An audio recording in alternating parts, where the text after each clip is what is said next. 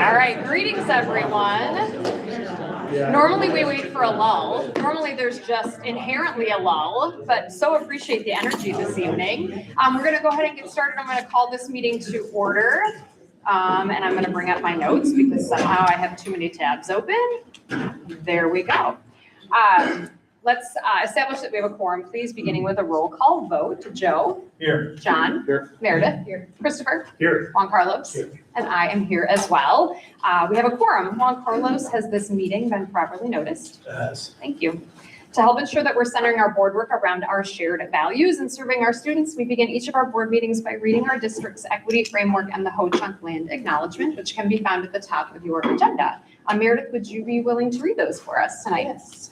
Our equity statement reads, in the Verona Area School District, our mission is that each student will acquire the knowledge and skills necessary to achieve their personal goals, thrive in a diverse global society, and lead a healthy, self-fulfilling life. To meet this mission, the Verona Area School District will ensure that every individual has access to the educational, social, and emotional support they need to feel valued and affirmed in their unique identities and experiences. We acknowledge that inequities and power dynamics exist in our system such that some individuals, on the basis of their identities, face barriers to accessing the opportunities they need to experience success. In acknowledgement of such, the Verona Area School District is committed to disrupting these systems of inequity. And our Ho-Chunk land acknowledgement reads, there are currently 12 tribal nations who call Wisconsin home, with the Ho-Chunk Nation being the primary group living around Madison. No matter where you are in the state, you are on the ancestral land of a tribal nation. As we begin our meeting, we honor the land upon which we stand. Thank you. Board members, calling your attention to the remainder of the agenda. And just a reminder, we had a blizzard on March 16th. So we had no board meeting. So this evening is basically a consolidation of the two. So the agenda is quite robust. So board members just glancing over, ensuring that everything looks right to you. And if so, I would accept a motion to adopt the agenda as printed. Motion to adopt. Thank you, Christopher. Is there a second? Second. Thank you, Juan Carlos. All those in favor of approving tonight's agenda signify with aye. Aye. Aye. Any opposed?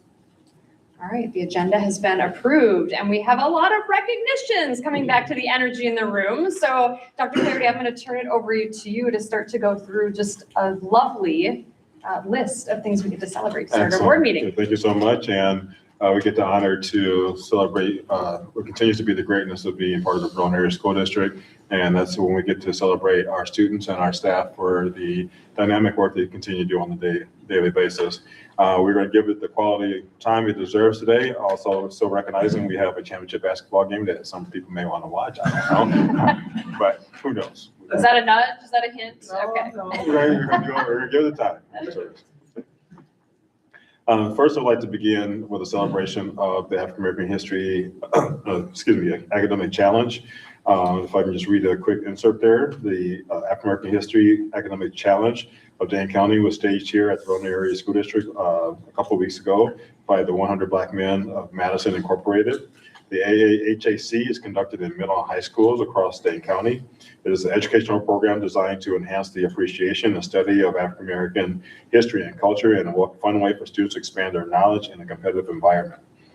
We acknowledge the commitment of the student participants and coaches and congratulate our local winners of Savannah Oaks Middle School and Verona Area High School. The Savannah Oaks team and the Verona High School team both won their regional African American History Academic Challenge and have advanced to the national competition, which will take place at the 40th Annual National 100 Black Men Conference in June in New York. The conference takes place on June 17th through 20th, 2026, with the preliminary rounds on June 18th and final rounds on June 19th. Here in attendance, we have a student rep, as well as our dynamic coaches from both the high school and the Savannah Oaks team. So we'd like to first celebrate them with a great round of applause and see if they have any statements.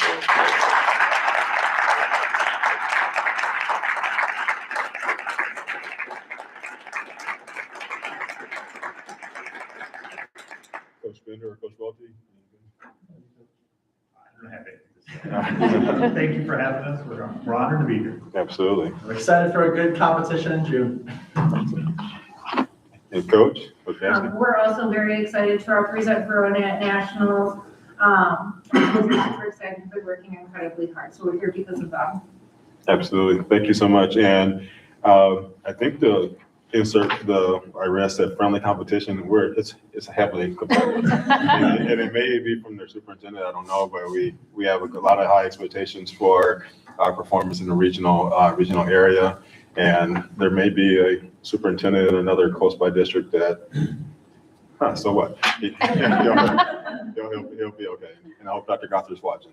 But we had a little personal rivalry going on when it comes to African American History Challenge Bowl. So it's our year and it's your year. So thank you for allowing me an opportunity to have one up this year. I appreciate it. Yeah. Congratulations.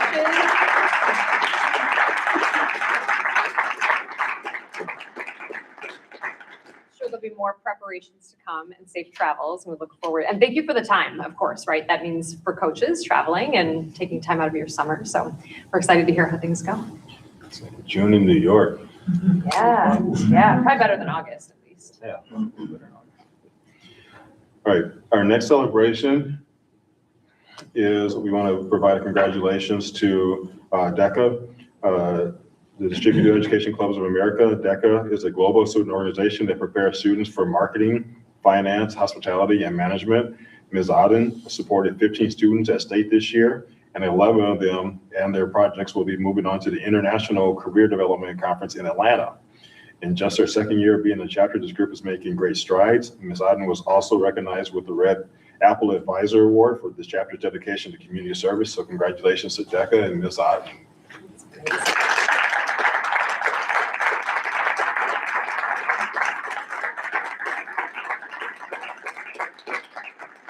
Finance guru, do we get to collect frequent flyer miles with all? I don't believe so.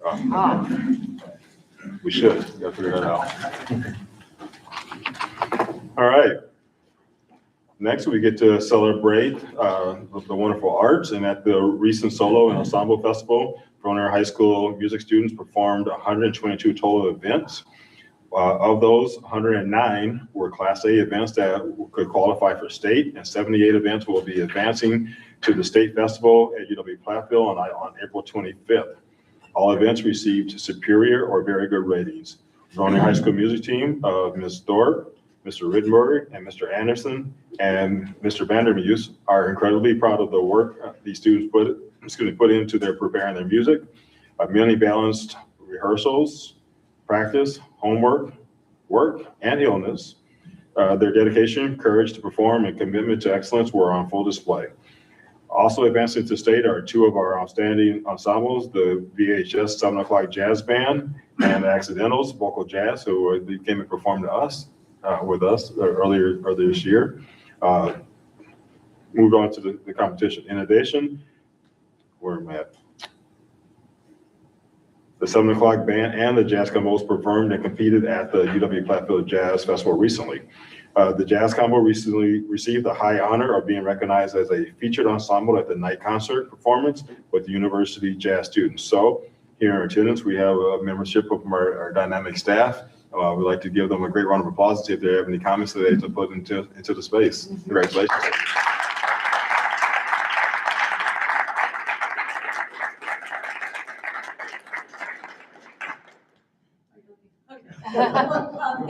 Thank you all. This was the most students we've ever had participate in our Soul Ensemble District Festival. And this is the hard work that the students do on their own outside of class time. It's not part of the normal curriculum. And so students are here, if you're ever down in the music department, every morning and every day after school and right now. So they're still down there with our student teachers. And this is hours and hours of hard work and dedication. It has been a tremendous joy to see the effort and the work that the students put in, especially a number of our juniors and seniors who qualified for state for the first time after many years of hard work. And then we're just incredibly proud of them and incredibly proud that Verona is really represented well at the state level. And in addition to what the 7 o'clock jazz band did at UW-Platteville this week, the Accidentals Vocal Jazz is going to be working with the outstanding Take 6 group up in UW Stevens Point up in Wausau this week. So we look forward to hearing, telling you more about that experience for our kids. But we just are excited about all the things and all the opportunities that our kids have here in the music tournament. Yeah, it's amazing. Thank you so much. It was awesome. Well, congratulations to each and every one of you. Yeah, and we don't take for granted the amount of time and effort that all of you put into supporting our scholars. You know, people talk about the school day. And there's no such thing as the school day. So thank you so much for everything that you continue to give. We have one more student recognition that I would like to do before we move into another staff recognition. So if you just hold tight with us, and then we'll transition you. Okay. Next, I would like to provide congratulations to Jakayla Powers on winning the first ever to Ignite Leadership and Learning in Youth, or the Tilly Scholarship from the Boys and Girls Club of Dane County. The Tilly Scholarship is a life-changing opportunity that covers the full cost of attendance for up to 4 years of a bachelor's degree at an accredited university. Create to Ignite Leadership and Learning in Youth. This award supports students who demonstrate outstanding leadership and a commitment to positive change locally or globally. You probably saw a lot of this covered all across the media on every station last week, and we couldn't be more excited and thankful for the Boys and Girls Club for their support, but importantly to Jakayla, who is just an outstanding student, outstanding representation of what it means to have excellence, grounded in equity, and we're excited for her family and her future. So let's give a congratulations to Jakayla.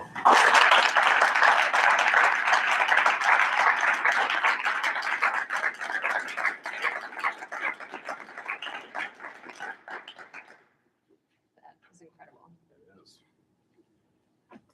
And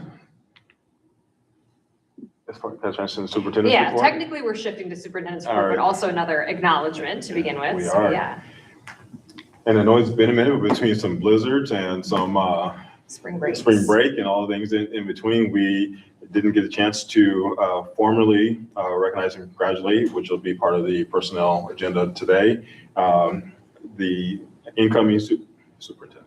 Motion, Watch please. yourself. Please, move I know all the your board members. And the team. legs. Our fault. If you said it. Right.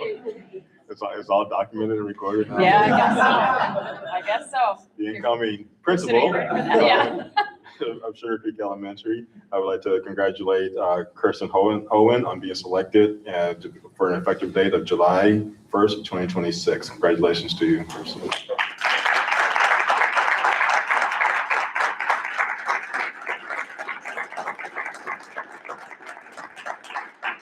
Okay, now that I have not named her superintendent, I would like to do a quick expert for her. Ms. Hohen brings a deep understanding of high-quality instructional practices and a passion for empowering both students and staff to thrive within a collaborative and inclusive school and community.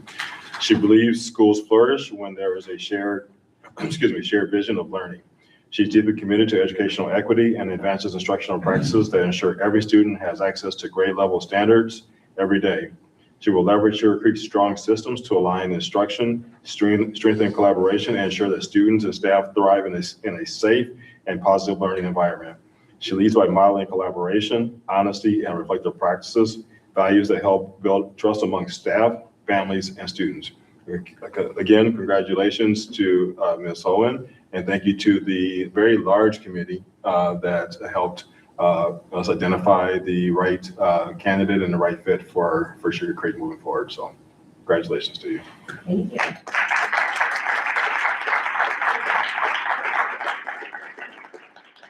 Congratulations, and we'll approve things shortly, but in advance, congratulations and welcome to the administrative team. It's not an easy task. I will say from a board seat how appreciative I am of the robust hiring that we have in this district across all positions, including administrative. So we're excited to have you in a different position in our district. Thanks for the service you've given already. As we continue into superintendent's report, just a piece for the staff that are here, we're going to be talking about the staff feedback survey. We know that you all had those moments to grapple with the data yourselves, so just want to acknowledge that for the sake of the community too, that you're not all leaving when we're about to talk about staff survey feedback data, but that is our next piece. So thank you for your presence, your time, all of your energy tonight and otherwise.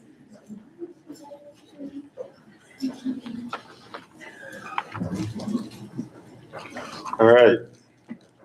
To the remaining audience, and to the board. It's my honor to present the staff feedback for continuous improvement. Just a little bit, as you can see, the dates on here for March 2026, and so it's a little bit out of our normal order where staff have already received this feedback in our community as well in the form of both written and in the video form. Normally we would have the board presentation beforehand, but it kind of threw off our timing, so hopefully the board's okay with it, and the board has already received the video yourselves.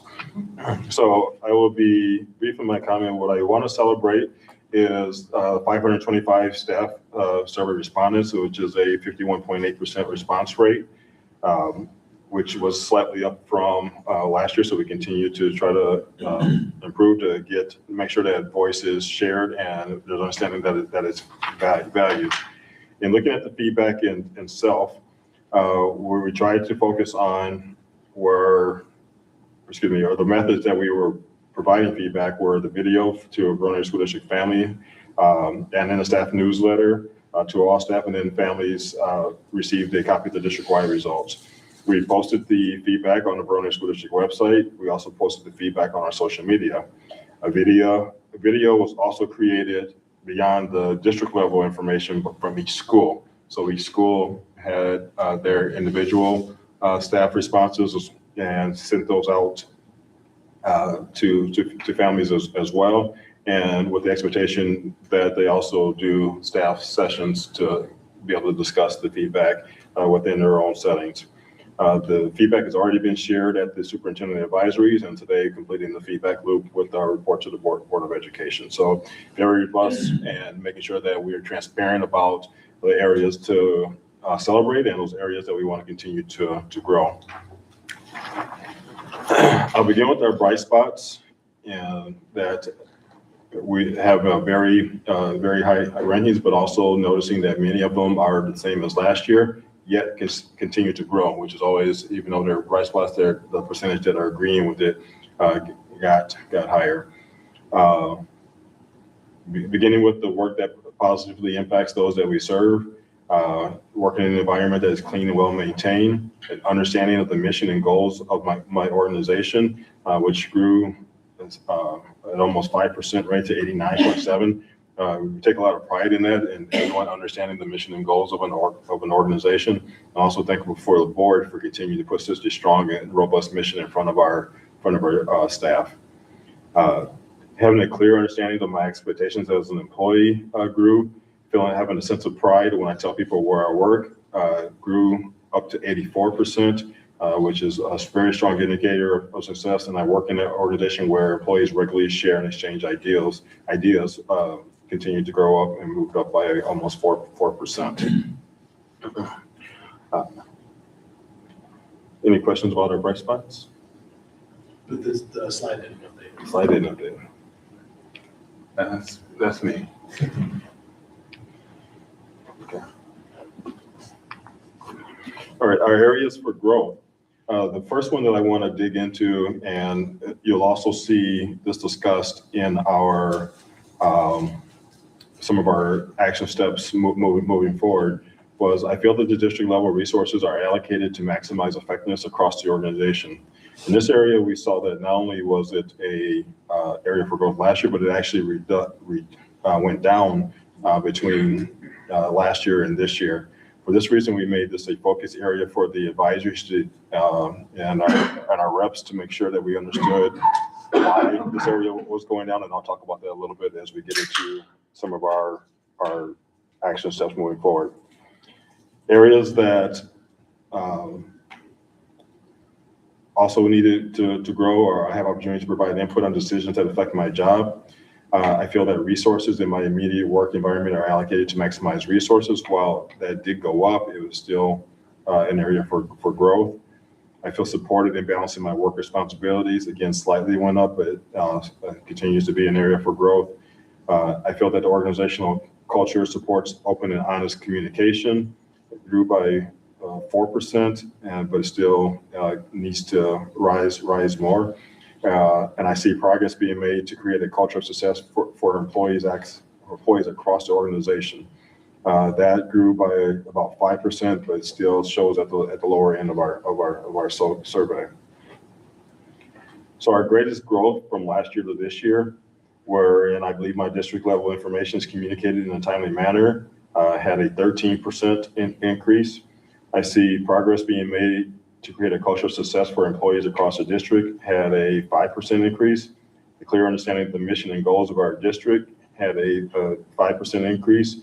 And I would recommend that parents select my district to serve their child, rose by another 5%. So very positive work there. In our open-ended responses, we began this process last year, and it's been very beneficial to have the opportunity to write narratives within the survey. And you can see the themes in front of you there.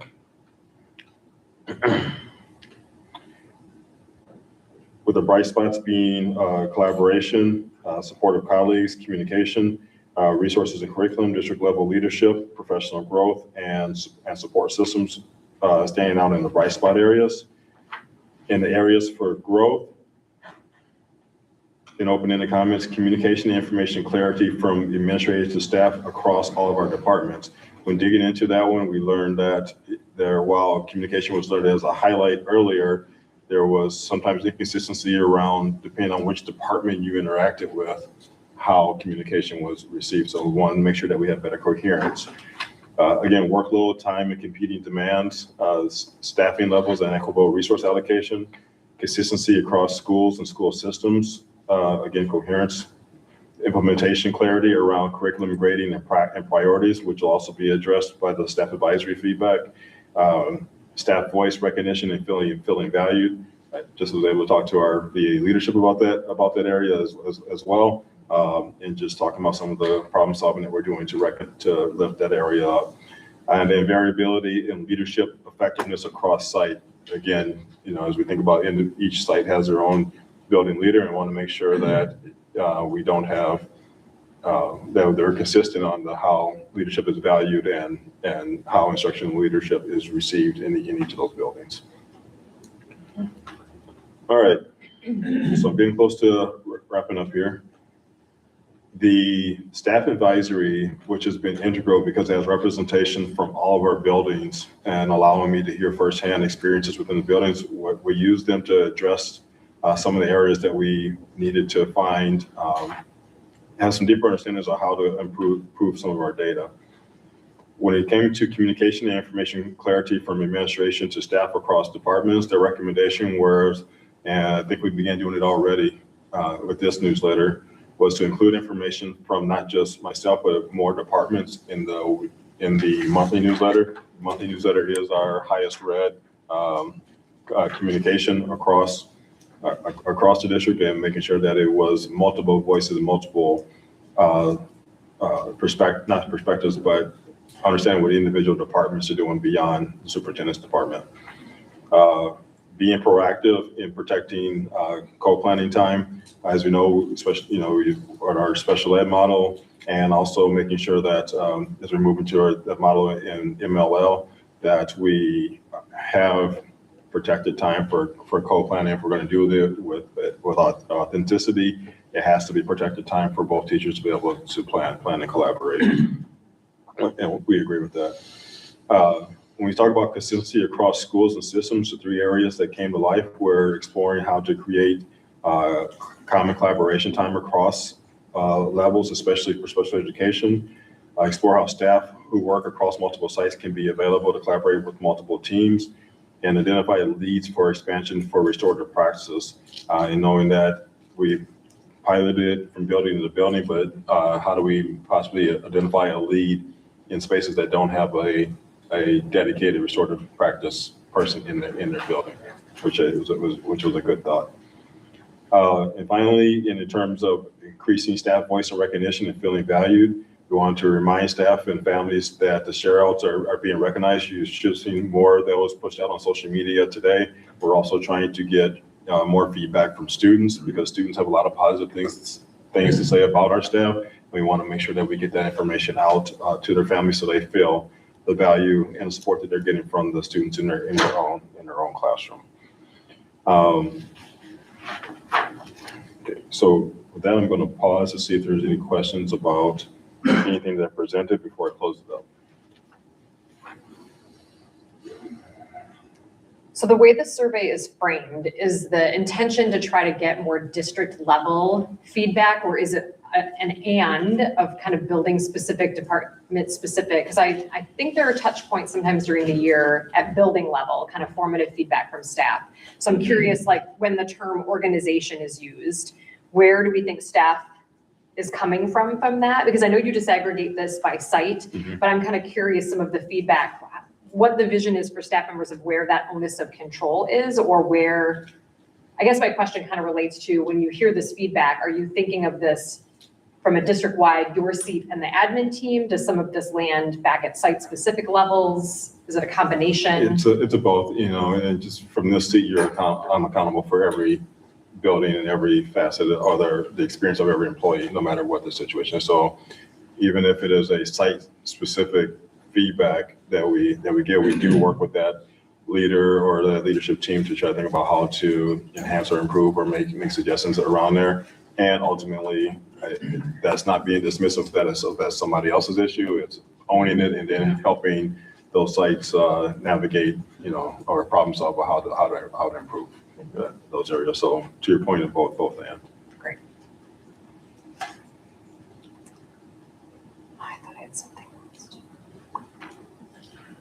Oh, if I may, on the slide that is still here, on the second to last with the implementation clarity on curriculum grading priorities, board members have been mulling over more of the idea of that last bullet point about encouraging Board of Education to visit classrooms. We've kind of talked about this, that we get the ability to go to end of year visits and hear kind of summation of how things have gone for goals at the site, but how to keep a touch point of what's happening. So when we talk about results policies, we have a frame of reference for seeing and being able to acknowledge what staff do every day. So there are times we get invitations from staff members, which is great. Kind of, I call those more one-offs because we don't have a process for any of this, but that staff ought to feel encouraged to kind of do that. And I know we do the best we can with our full-time jobs to try to peek in when we can. But I think that piece, I know I've been sitting with that quite a bit and kind of thinking more about those opportunities. So just wanted to elevate that in the space here, just knowing that that piece impacts us directly, and any thoughts about that. But I know I'm kind of thinking of ways that we can do that. So when we come to the board table to think about results, we have just a bit of a more organic and granular, I think, perspective at times that we can hold on to.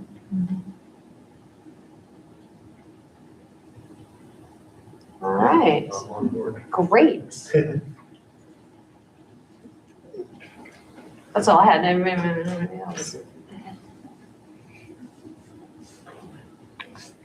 All right, so I'm going to close up with our continuing improvement actions that are there in front of you. And just really a quick summary. We want to continue to support and enhance the collaborative problem-solving process across each of our schools. I continue to value our partnership with VAEA and VESPA, and also understanding that there's the collaboration between myself as a superintendent and VA, but also just as important is that it happens at each of our settings. So continue to have strong CPS processes in those spaces as well.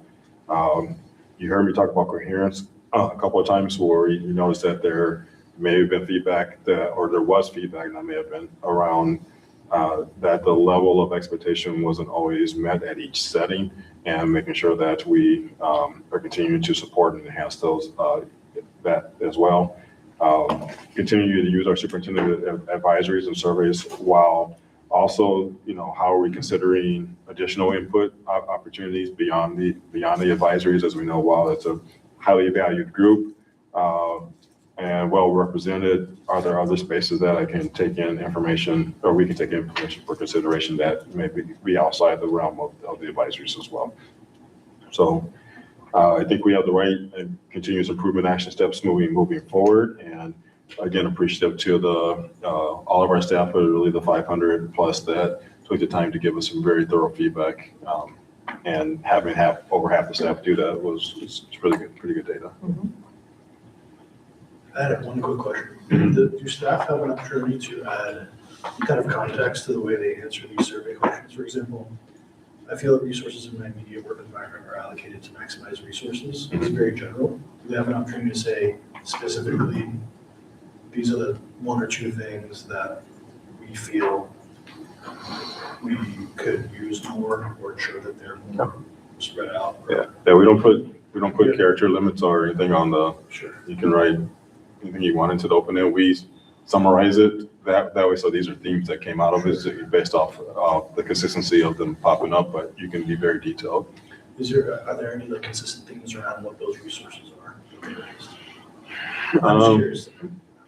I would say, I think still continue to think about how we're utilizing special education resources. I think MLL resources comes to mind.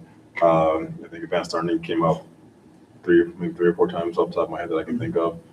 We had to be very cautious of, because especially I think I reported out before, if you can't just simply use AI, because AI is trained to give more credence to tone and how an email or how it's written, and so we're thinking about more volume as well. So we do have to do a little bit of digging to make sure that it just wasn't in all caps response, because that does, if you just put it in that way, the theme comes out that way, that it was more powerful. I just want to elevate, not only for this survey, but to remind the community that, all the ways that this district leadership gets feedback, it is used. There's an expectation, I know, on your part that it's not just check the box, we gave a survey and now we just smile and nod and move on. But with the advisories, the way that you've shared here specifically, that you take that feedback into actionable steps, you and your team, and the degree of expectation that we have that you do that, because we have OE4, so specific to staff, that this is something this board holds in high regard, that the way that staff feel working in the district matters to us.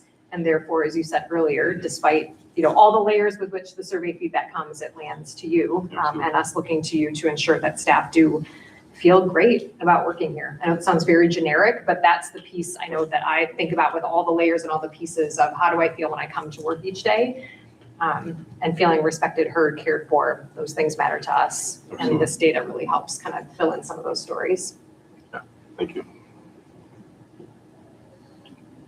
Okay. All right, so technically we're moving to public comment. Lori, I'm not aware of anything, and just making sure. Great, thank you.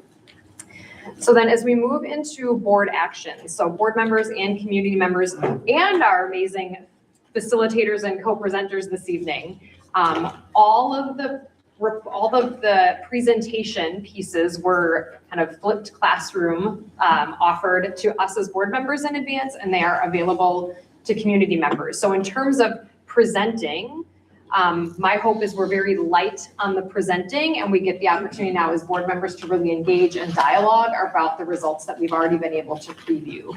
So just as a reminder for community members in particular, you won't have to go through a YouTube recording. You can go directly to places that you want to view. So that reminder to you all, super appreciative of the advanced time. I think that was great for us to have that opportunity to reflect individually first. So feel free to take that as you will and know that we are ready to engage in dialogue. And yeah, thank you. Well, thank you. Really appreciate your work to describe tonight with a robust agenda. Jen, I feel like R4 has been a robust policy for us to really dig into, and appreciated the opportunity to provide sort of the flipped classroom or the blended approach, because we know that the work that goes behind this, we certainly didn't want to not do it justice with the time, and yet wanted to maximize the conversation tonight. So really our approach, there are 4 policies within results policy 4, which is around special academics tonight.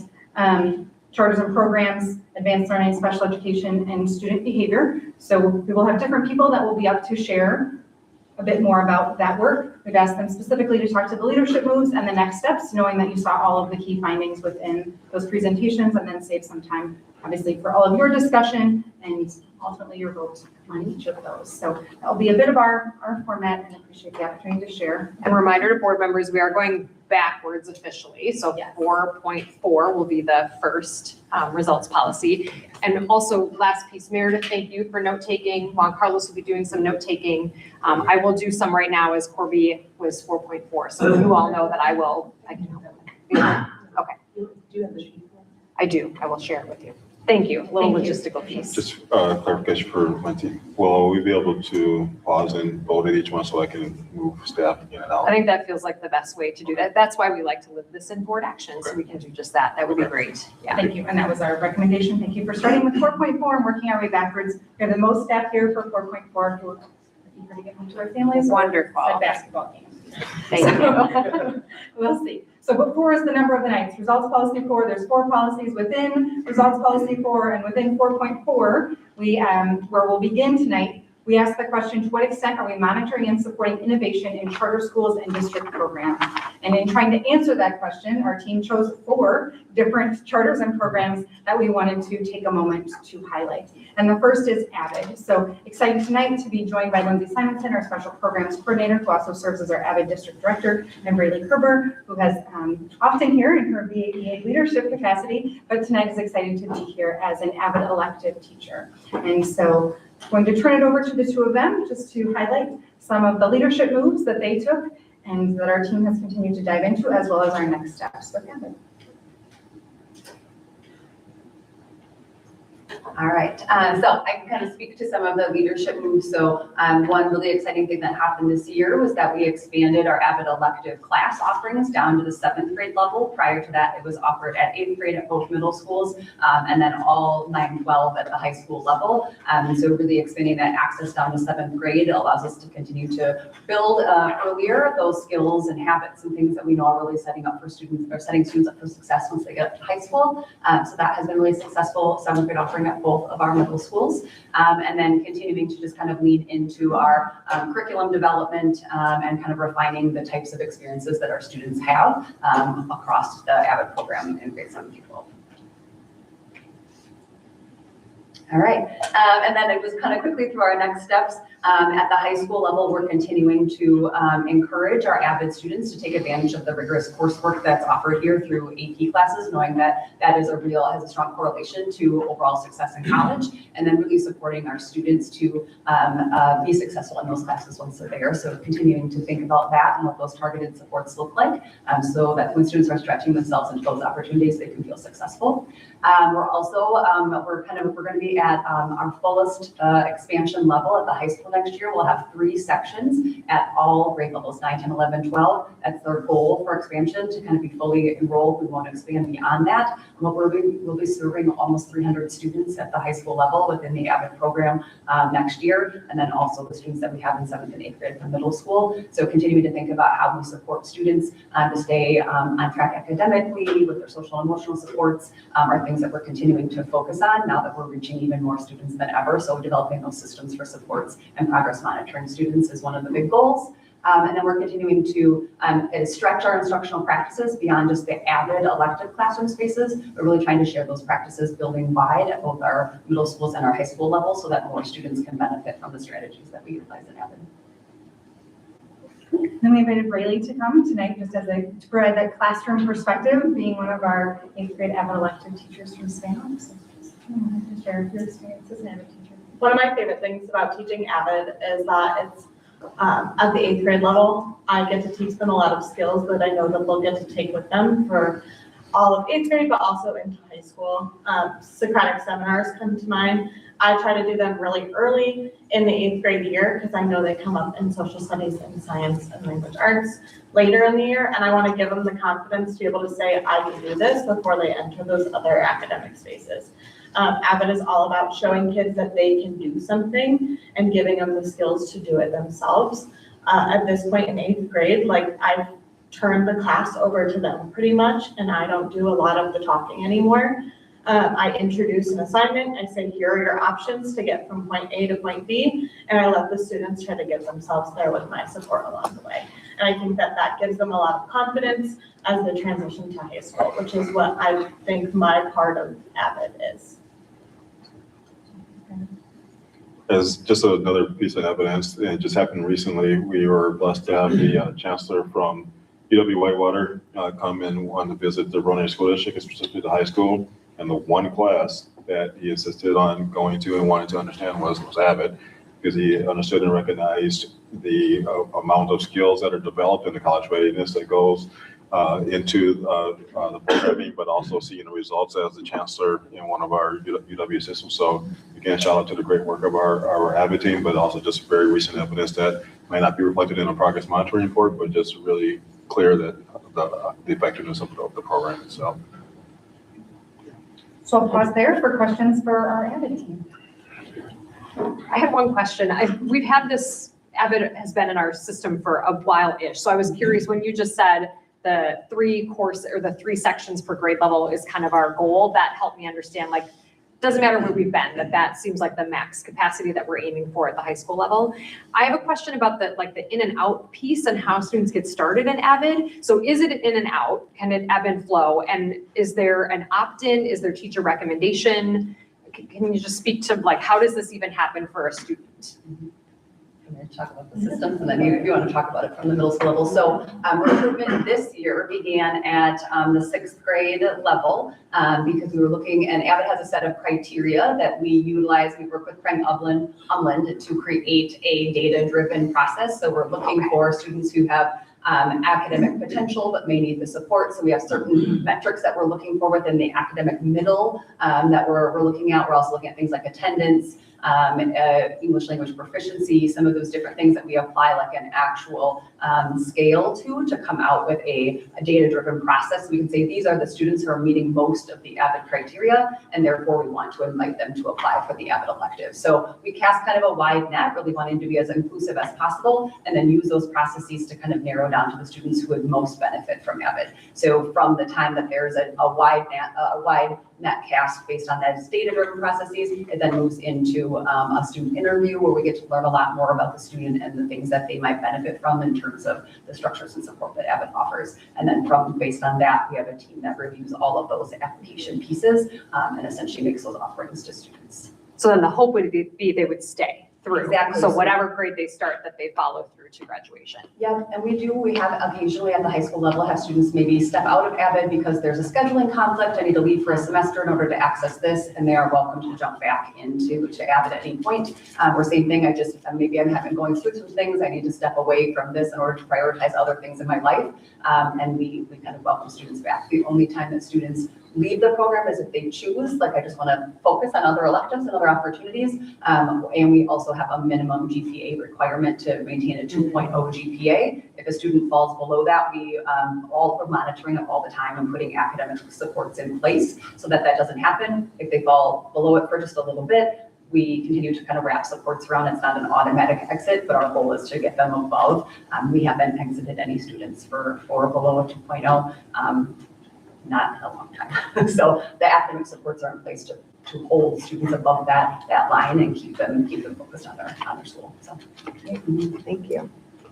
I love the fact of cascading down to classrooms. I mean, we've talked about it in a lot of different programs about giving opportunities for all staff to kind of wrap around some of the strategies that the Avid team uses. So that's an exciting piece. Really appreciate it. Our teachers, like, Riley doesn't teach Avid all day, right? Mhm. So she's able to take that content and those strategies into her different content areas, and that's the case for all of our Avid elected teachers. So really grateful for them and their leadership. We wouldn't be able to grow the program in this way. There wouldn't be demand for 7th grade or these expanded sections if students and families weren't finding this beneficial for them. Thank you. Okay, no other questions on Avid. We'll move to our second update on innovative programs, which will be our two-way immersion program. Thanks, Steve.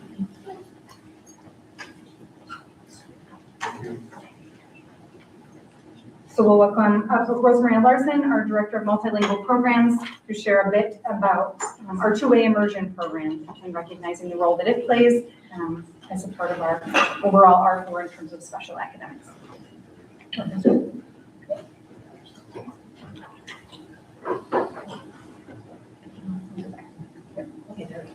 So back in 23-24, we started working with families and had a work group because there were questions about how the high school program was being supportive of our students and the vast interest that they had in wanting to give them that flexibility, but as well have them continue in the two-way immersion program. So one of the things that came out of that work group was also having a TWE student advisory. So two-way immersion student advisory, students give us feedback for continuous improvement. And out of the work that they've done and the feedback that we've gotten from their fellow students, we now have sort of two pathways at the high school. So students can continue in the two-way immersion program and still have the flexibility for choosing other courses and interests. Okay, so students are reporting that the TWE student advisory empowers them and that they can advocate for their peers, they can advocate for themselves, and apply their bilingual skills in meaningful ways, both within the school community and outside as well. And then as the next step, the multilingual program department will be working on biliteracy trajectory. What we're finding is that students, their growth that they have in Spanish literacy and English literacy has to be parallel.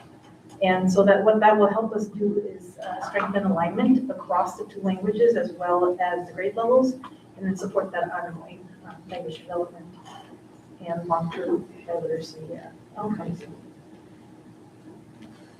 We'll pause there to see if there's any TWE questions. I do have to throw one data point that I know was in the summary and we weren't sharing much with key findings, but as Rosemary was digging into the data, our 8th grade students in TWE take the STAMP assessment. When our current cohort of 8th grade students took that STAMP assessment, our current 11th or 12th grade students took it as an 8th grader, 19% of them were proficient. When they took it as an 11th grader, 79% of them were proficient. And so the jump in proficiency really speaks to, sometimes with the biliteracy trajectory, it takes a while for students to get there, but really having this first graduating cohort, seeing 79% of students meeting that benchmark for the seal of biliteracy really speaks to that. So with that, we'll open it up for questions for TWE.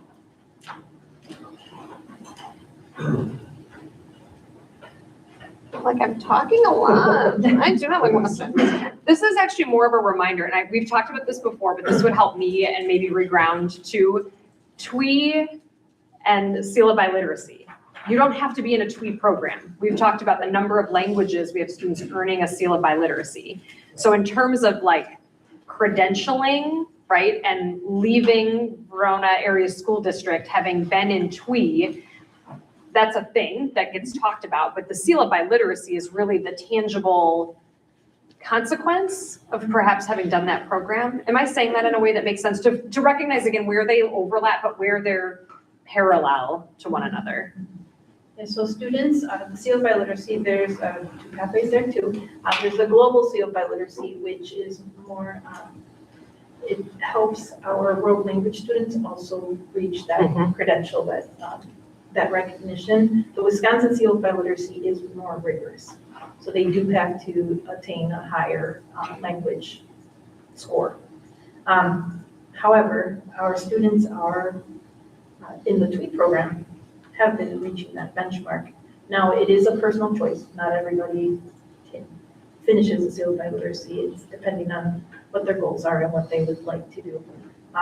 But they do have that opportunity because of the score that they've achieved on the stamp test. Okay. And then the adjustments that you talked about specifically at the senior level, trying to provide that flexibility and the space to still be able to dig into both English and Spanish in this case. This is all space where we as a district can play and explore with what to offer because there isn't like a defined way that TWE has to be structured. Am I saying that in a way that makes sense, that question? Right. Okay, so the flexibility is there for our district to try to continue to meet the needs of students, elevate their language proficiency, give them the space they need to be seniors in high school, but there isn't like a guideline if they have to have this, this, and this from some other entity. Yes, we've taken, that was coming from the parent group, that they want that flexibility for their students, and we've embraced that. Because we do believe that the ultimate goal of the TWE program is biliteracy, bilingualism, and there's different pathways to getting there. Yeah.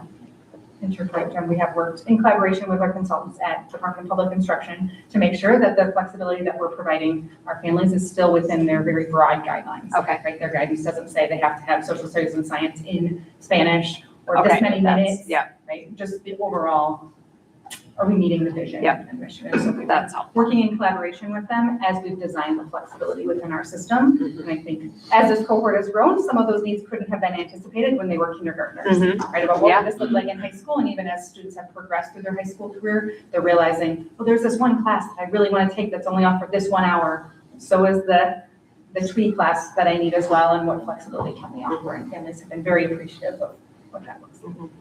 I think to that point, I really appreciate hearing, that there's the student advisory that's helping inform some of those decisions. And I know there was some concern as this program advanced into high school, are there going to be opportunities? And I think having student voice elevated is just really. A couple months ago, the students themselves had an application process to invite younger students in because most of them are seniors. Yeah. So now they're in the training process, so they're training the students how to be on the student advisory. Well, those students have really advocated for themselves in their programs. That's fantastic that you've elevated that voice in this way. So thank you for giving them that opportunity and lifting their ideas out. I mean, all of these results policies use the word innovate. And so I appreciate that the reports talk about that, but like this is what we're talking about. I think we talk about this as a board of giving staff and students the power to be a part of everything and to be creative and innovative. And so that this just elevates that, I think. Yeah, and I'll add to that. I mean, I don't have any questions. Honestly, I just think that this kind of demonstrates that, we are listening to parent and student feedback. Those things have come out as a result of now capsule being offered. That was offered 3 years ago, and that was first a board member. Other programs being offered, and especially love the opportunity to have students become teaching assistants to help the newer incoming language learners. It's such a powerful experience. So the fact that you guys are adding more programming and really adding flexibility as a result of the feedback we're getting, I hope that that's not lost on anybody's ears, that, we're listening, we're implementing, and what you say and share really does matter. It does eventually come to fruition to make this a great program. So I think it's all going in a great direction. So thank you.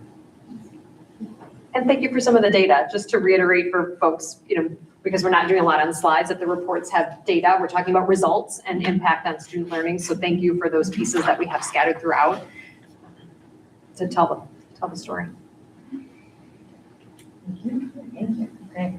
We're going to continue then with our next innovative program. And I appreciate you calling that out. As we approach this, we recognize this can be a full program evaluation of all of TWE or all of the charters. And so we instead thought about what is an innovative practice in each, right? With AVID, it was the expansion, with TWE, the student advisory. And so Rosemarie has taken the lead here in working with our directors of our charter schools and talking about what are some of the innovative practices that they're using as a part of their charter to bring this results policy to life. So she's going to speak on behalf of them. Okay, the first charter we will be focusing on is the Verona Area International School.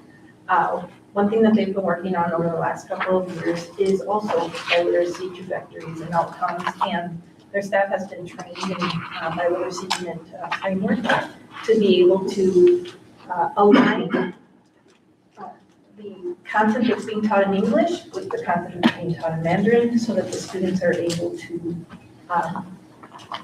access content in both languages.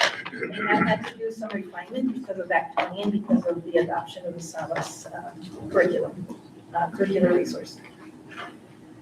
For next steps, the AAS will continue to strengthen the Mandarin immersion program by refining these biliteracy units. And then as well as using ACTFL aligned. ACTFL is the American Council for Teachers of Foreign Language standards aligned, step up with Chinese curriculum, as well working on vertical alignment and strengthening assessments so that they can better monitor students' biliteracy growth in both Mandarin and English. Next, we move on to New Century. And at New Century, the students are working with disciplinary literacy within STEAM.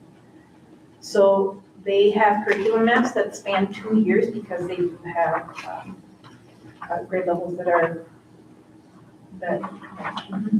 So what they're looking at is environmental literacy, technology standards. They're all combining everything together, multi-age model and charter renewal, core values around innovation, equity, agency, and community.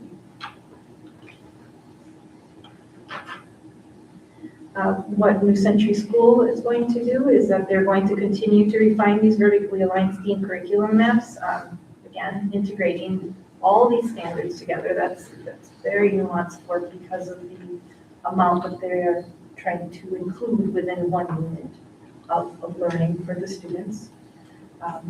They will monitor literacy data closely, as well as strengthen disciplinary literacy within the inquiry-based and outdoor learning experiences. So students have deeper learning and they can grow.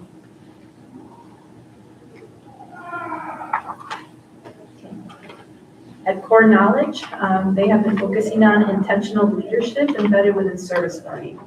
So they are going out and creating partnerships that are authentic within the community and then structured with reflection and progress monitoring. Because they want to make it relevant for the students academically, give them student voice, and then also engage them civically in the community. Next steps, they are going to strengthen service learning by improving data collection and reflection practices, expanding student leadership in project design, and sharing program impact with families. These efforts will continue to support both academic learning and character development, and ensuring that students benefit fully from meaningful, community-connected experiences. Okay, so that is kind of a super high-level overview of our three charters and the way that they are leaning into innovation. So we'll pause there for any questions on charters.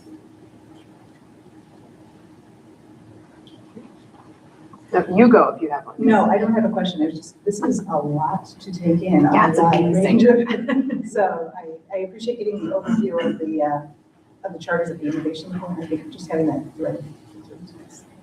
Yeah, it's super informative, right? From an informative standpoint, and then the results piece as well. My only curiosity, this is layered in just a little bit in a bit of the data, I think New Century in particular, and then a comment related to core knowledge, but how, I want to phrase this how it's going to sound, but paying attention to that comparative data from neighborhood schools and charter schools in terms of proficiency, right? In language arts and mathematics, just, we don't have that deep dive here, and I don't mean to say that again as a comparative, but just that finger on the pulse of outcomes through the charter programs, regardless of what it is, and kind of living in that sort of state data that we process more holistically across the district. If there's anything that you want to add to just that wondering that I'm sitting with. I think we've really appreciated, and I commend the board on this process and building in the questions for us to think about with each results policy, because I think in working with our charters to do this work of this results policy, it really helped us to think through what is the innovation and how do we measure that? Yeah. And sometimes it is not through the state assessment, right? What we're trying to do innovatively is lifting up student voice and what's the feedback from students. And much of the data we determined we needed to collect was actually talking to students being in classrooms, talking to families and understanding the breadth of their experience that might not live on forward, right? And it might not quite show up yet. We know what the long-term stamp assessments for Mandarin might look like eventually, but we also know what they look like at this level. And so making sure to provide kind of that balanced approach and comprehensive data review on what is innovative and how do we measure ourselves and hold ourselves accountable to that innovation when it isn't showing up on a bar graph. Which we talk about at this table, right? Like, how do we measure some of the things that are happening? So that's why my question, I was so hesitant, because we don't love the way we measure data in general anyway, but how do we just ensure that the outcomes academically are what we're hoping, high standards across whatever program our learners are in? So, yeah, so thank you for just dialoguing that with me. Yeah. And knowing, of course, that matters to all of us here.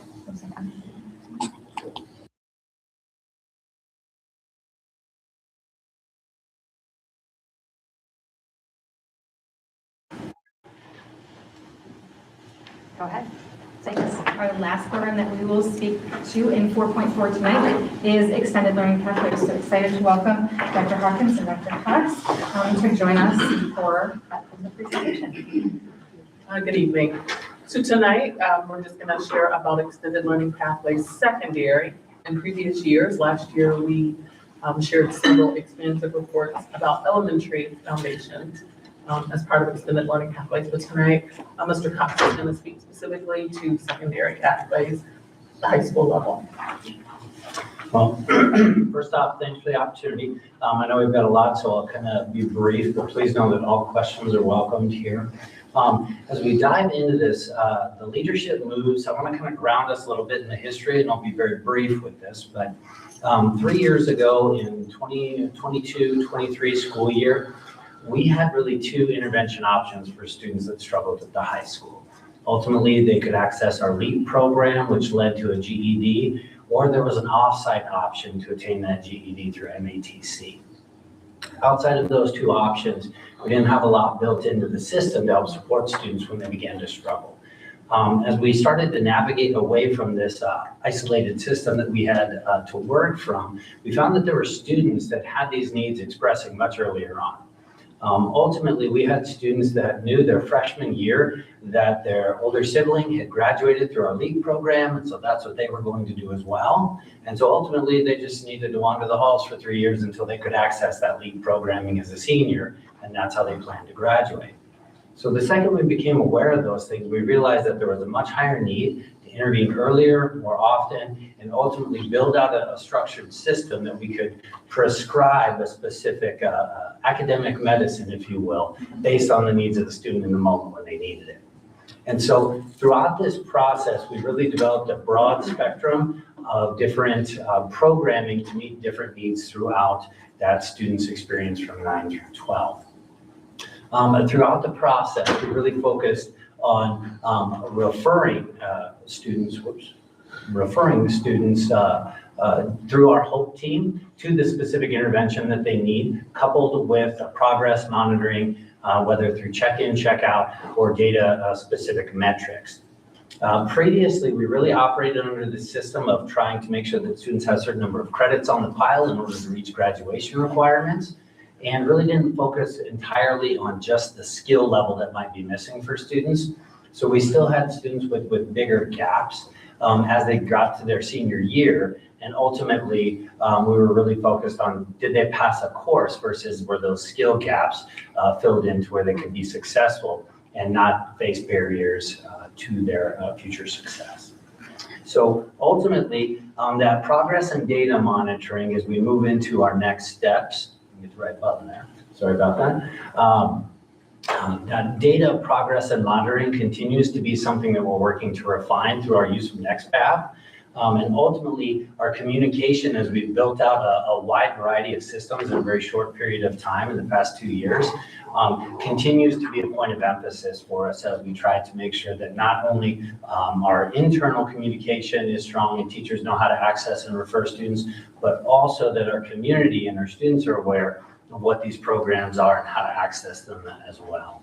I think a lot of the leadership moves that we have done up until this point have really helped us in terms of reducing the sense of safety in our building, the sense of belonging in our building, both which from our student surveys saw very large 17 percentage point growth this past year.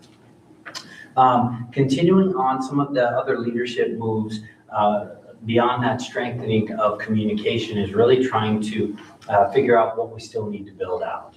And ultimately, as you build out these systems, you find that there's still yet another need for a small group of students that is not yet built. And so really it's continuing to figure out, now that we have these systems in place, what is our next step and what is the next layer of that onion as we continue to grow and build out a robust system of support for our students.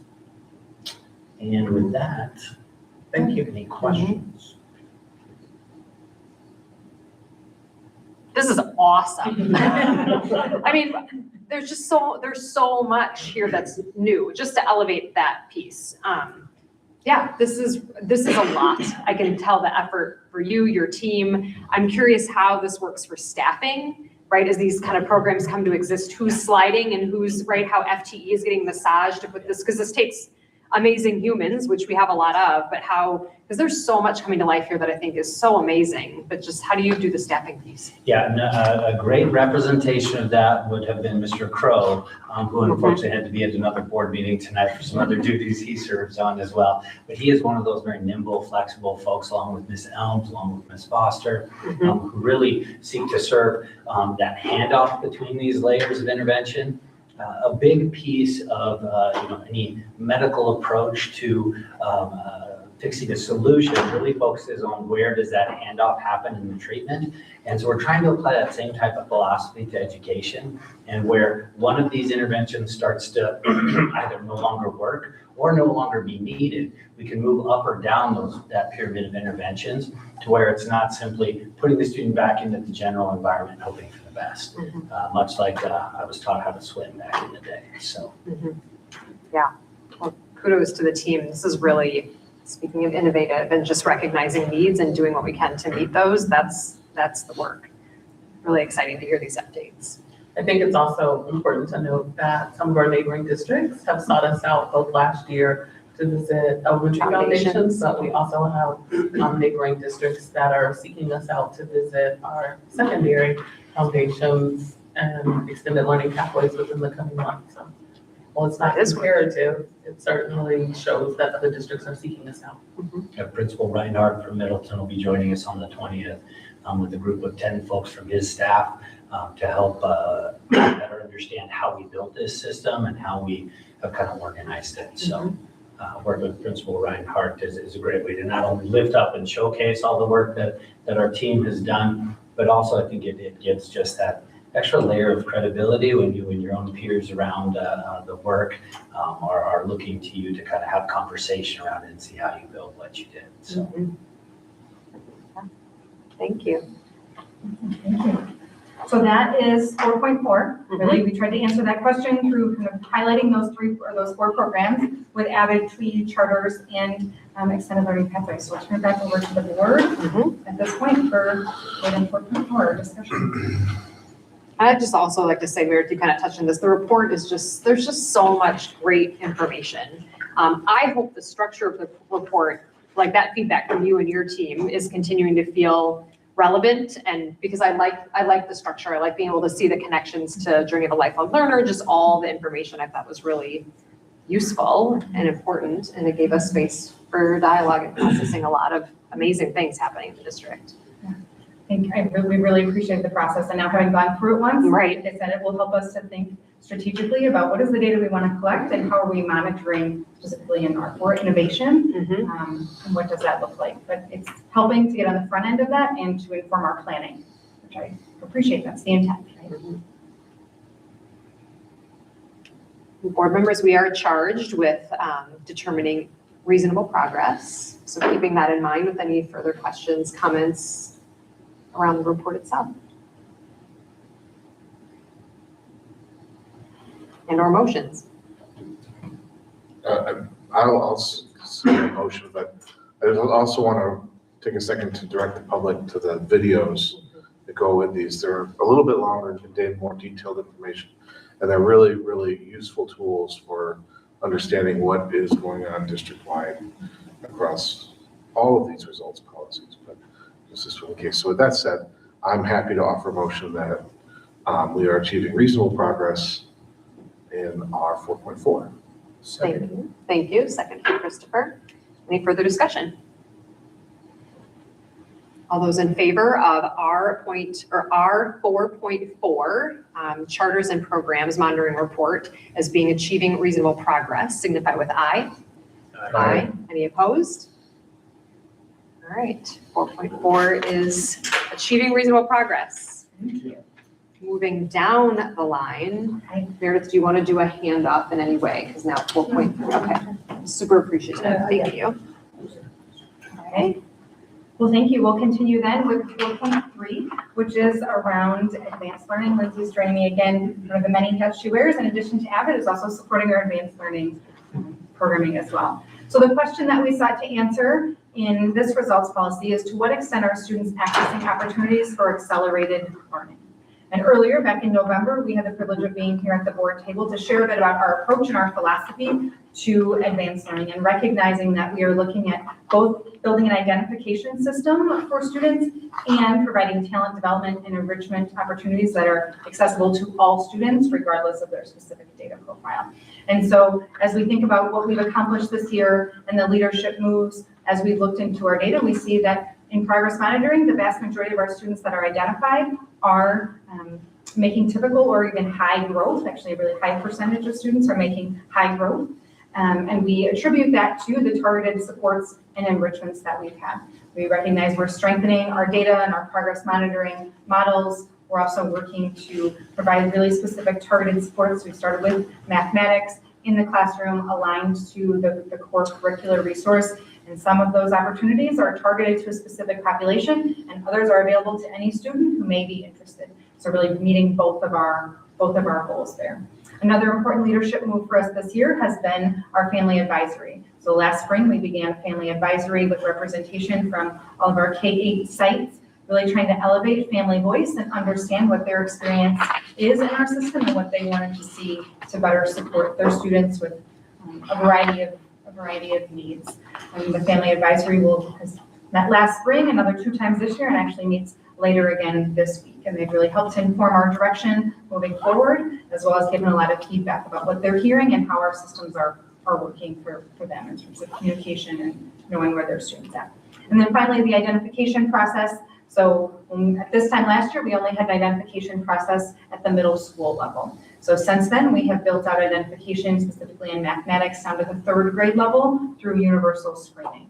And so having a clear identification process with criteria that is informed by data is meant to eliminate some of those systemic barriers that may have been, some students may have been accessing it because a family may have been asking for something specific. Other families may not have had access because they didn't know who to talk to or what that looked like. So implementing an identification process that depends on data and universal screening ensures that all students have access to that specific programming should their data profile indicate that would be supported for them. So those have been some of our leadership moves. I'll hand it over to Lindsay to talk about our next steps. Sure. So kind of the first one really is about monitoring those identification systems, both through an equity lens to ensure that we have representation in all of our different focal groups and in those practices for identification, and then also continuing to expand our identification systems to other domains of giftedness. So that will be the work to come to continue, like I said, progress monitoring those identification trends, addressing if there's any concerns or gaps in our identification, making sure that we refine our processes for identification should any of those things arise. The second one is around instructional coherence and thinking about those targeted supports. We use STAR, student growth percentile, as one of our progress monitoring metrics for students K-8. And then we're really looking at AP course completion, AP exam, the 3 or higher on the AP exams as some of those data pieces that we're monitoring to ensure that students are receiving the supports necessary to continue to make adequate growth and reach their personal goals. So those are data points that we'll continue to monitor and adjust our instructional supports based on what that data is telling us. That progress monitoring system is now living within schools' MLSS structures, which is really exciting. It used to be kind of monitored at my level or, and not really necessarily at the school level. And what that gives us the flexibility to do is be responsive to student needs because they're always looking at the same data points throughout the year. So a student might have new and emerging needs that meet our advanced learning profile, and we can bring that student in and match them with the supports in an ongoing way. So we're not waiting for a specific set time to be able to access those supports. And then we can also catch some of those progress monitoring pieces on a more ongoing basis.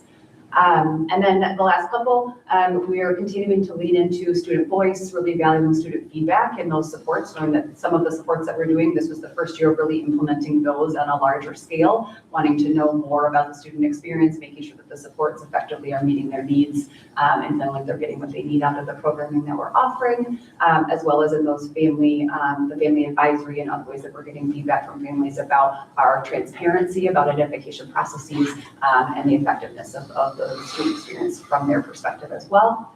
And then the last piece was that in our student experience survey, we noticed that there was 50% or 50, Aaron said that it was 58% of students saying that they were regularly setting goals and monitoring their progress in all of their academic environments, kind of looking more holistically, knowing that that's a really important thing for our advanced learners to really be able to monitor their own progress, figuring out what their own learning goals are. And so we're really trying to intentionally build that across all of our tier 1 instructional programming and in every classroom and every space, really trying to elevate that practice because we know it will support all learners, but it will also support those students who we've identified as advanced learners as well.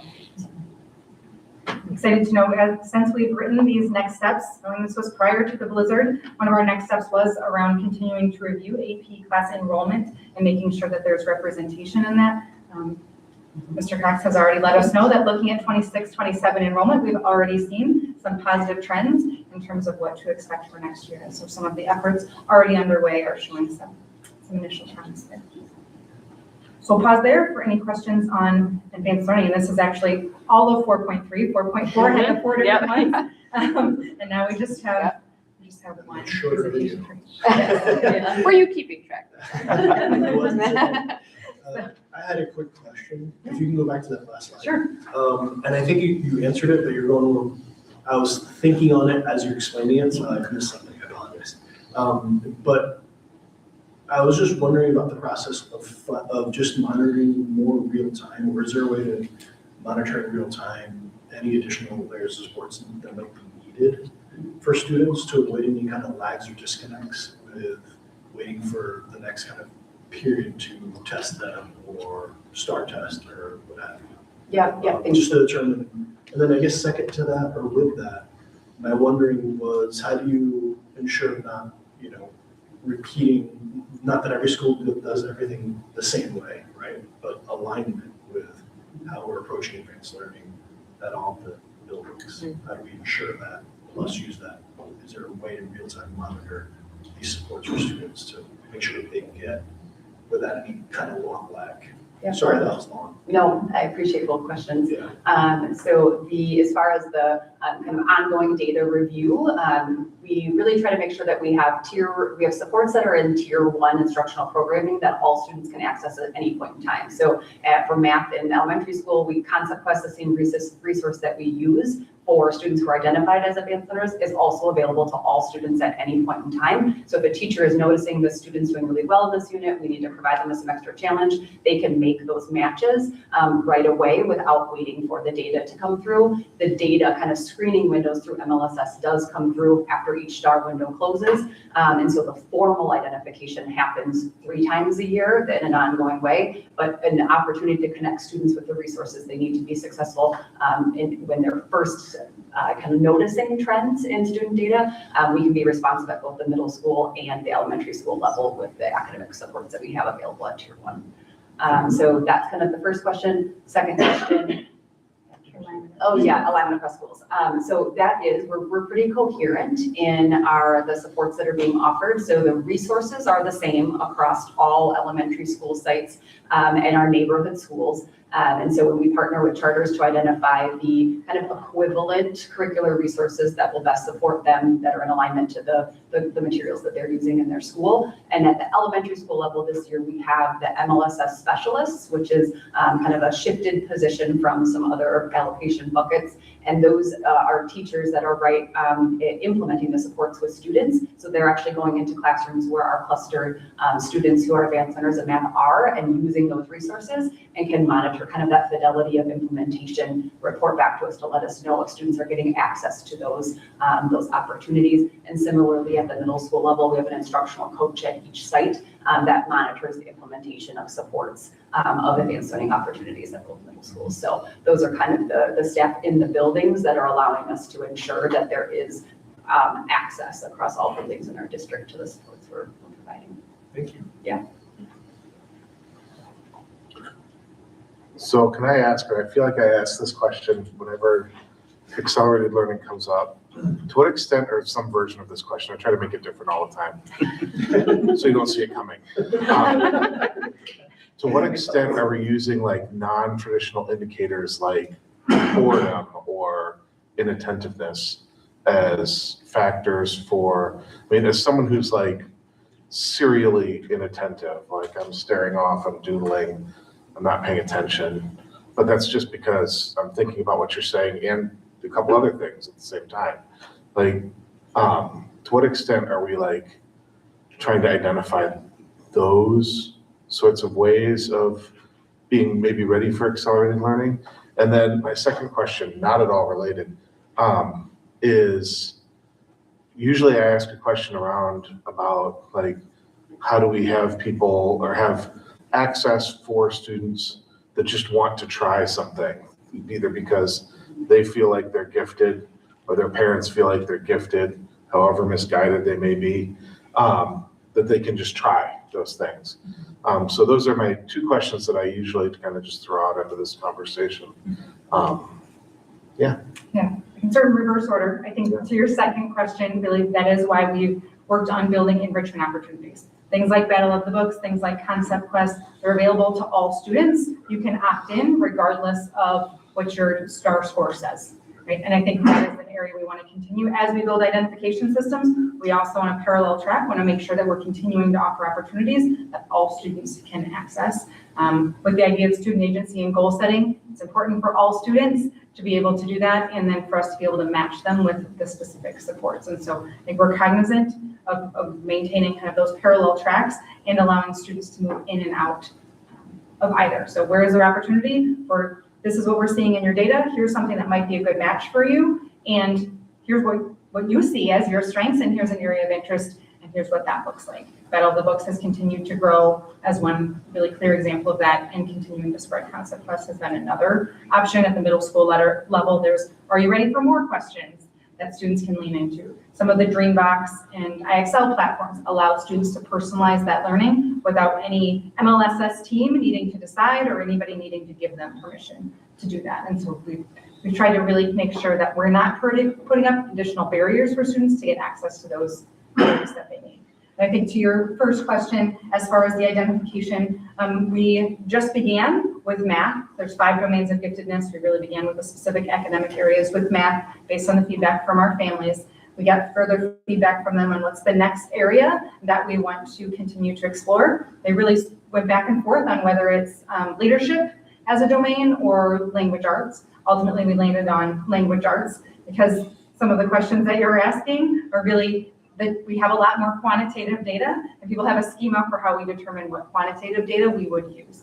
Knowing though that perhaps the next area we continue to push in might be something like leadership, in which we need to think differently. That's not going to show up on a STAR assessment in the same way. What are the characteristics, what are the attributes, and how might we think about identifying students in those areas and then pairing them with some of the skills they have. Part of that process is also identifying students who may be identified as twice exceptional, who may have be identified in multiple areas. And so I think that is, I appreciate you naming that, John, because I think that's a next step for us.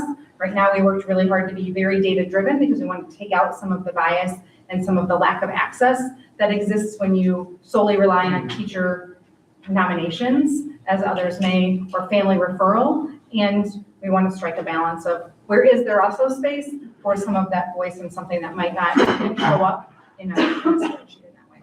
Other thoughts or things you'd add to No, pretty comprehensive answer. that? Does that answer today's version of the Yeah, no, question?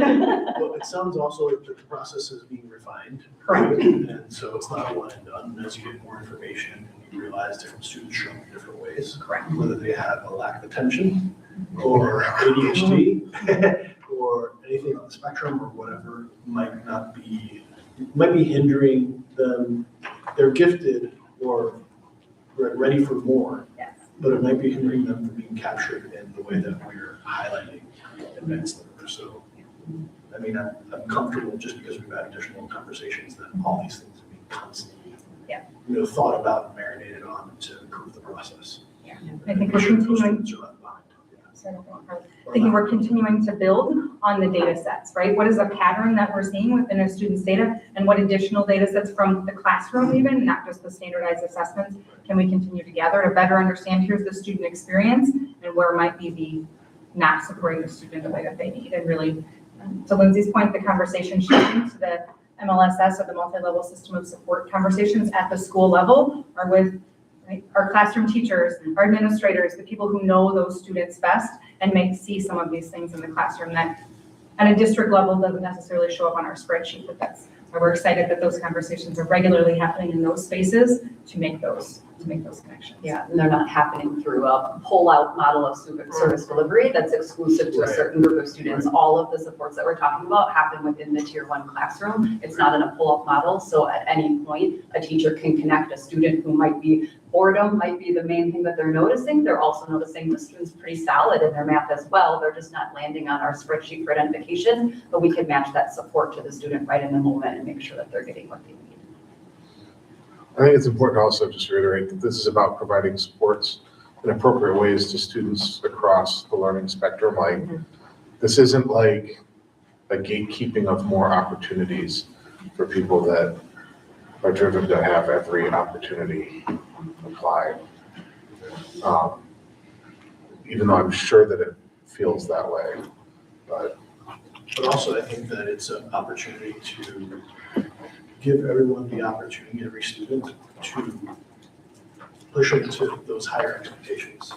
And use an example from middle school, every student has the opportunity to take the Exceeds Mastery questions, right? It doesn't mean they're above grade level, it just means we're ready to challenge you at this grade level, right? Because you can't be beyond the grade, from my understanding, right?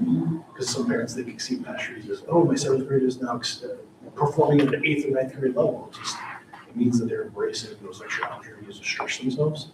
So I don't know if this dovetails into advanced learning, but there might be, I guess, the encouragement of students challenging themselves in middle school to do these stretch questions that are called Exceed Mastery questions. Is that something that's encouraged for everybody?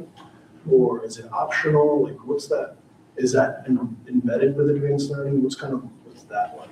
Yeah, same thing. It's embedded within tier 1 instruction on a more daily basis. They're called Are You Ready for Mores? And they're kind of challenges that have a little increased depth or complexity from the questions that a student has to complete on their normal daily assignment. And they're available to all students every day. The Exceeds Mastery questions come on the summative assessments, and same thing, they're on every student's test. Every student has the opportunity to complete the Exceeds Mastery questions, but there's no penalty for not completing those questions.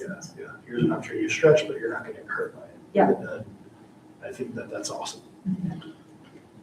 This is the piece where I think the student agency part is so huge, because for so long in math, it's what I'm told I am as a math learner. Right. So in strange ways, I feel like students who maybe have had opportunities to try to stretch themselves and maybe had a stronger aptitude in math, maybe didn't have as much like student agency or self-agency to understand their own learning. We always just tend to tell kids who they are mathematically. So I'm really excited that the structures and systems are elevating students like you're talking about, that why aren't you taking the Exceeds Mastery? Let's think about that from your own vantage point. Or what are you thinking about this learning versus the adults and even the data always telling our kids who they are mathematically. And that's all I'll say, because we talked about this earlier, but I sit here and wring my hands a lot since this was my world. And I'm just excited to, again, have a different way for us to process results and ways that we're taking on this work. And I do, though, appreciate the quantitativeness of this, so it isn't who has a loud voice, who knows our secret pathways in a system, that we don't have any of that. I do think, Jen, to your point about student agency, really excited too, all students have access to algebra in 8th grade, should they choose. They can choose Math 8 or they can choose algebra. And some districts decide that there's a quantitative threshold students have to reach, and we ultimately give students their data, have conversations with them, think about their long-term goals, but ultimately we leave that decision up to the student and their families. And then if we see students may need additional support in preparation for that, we also provide that, but really letting the students drive that, so we're not dictating exactly what that looks like. It's something I'm proud of.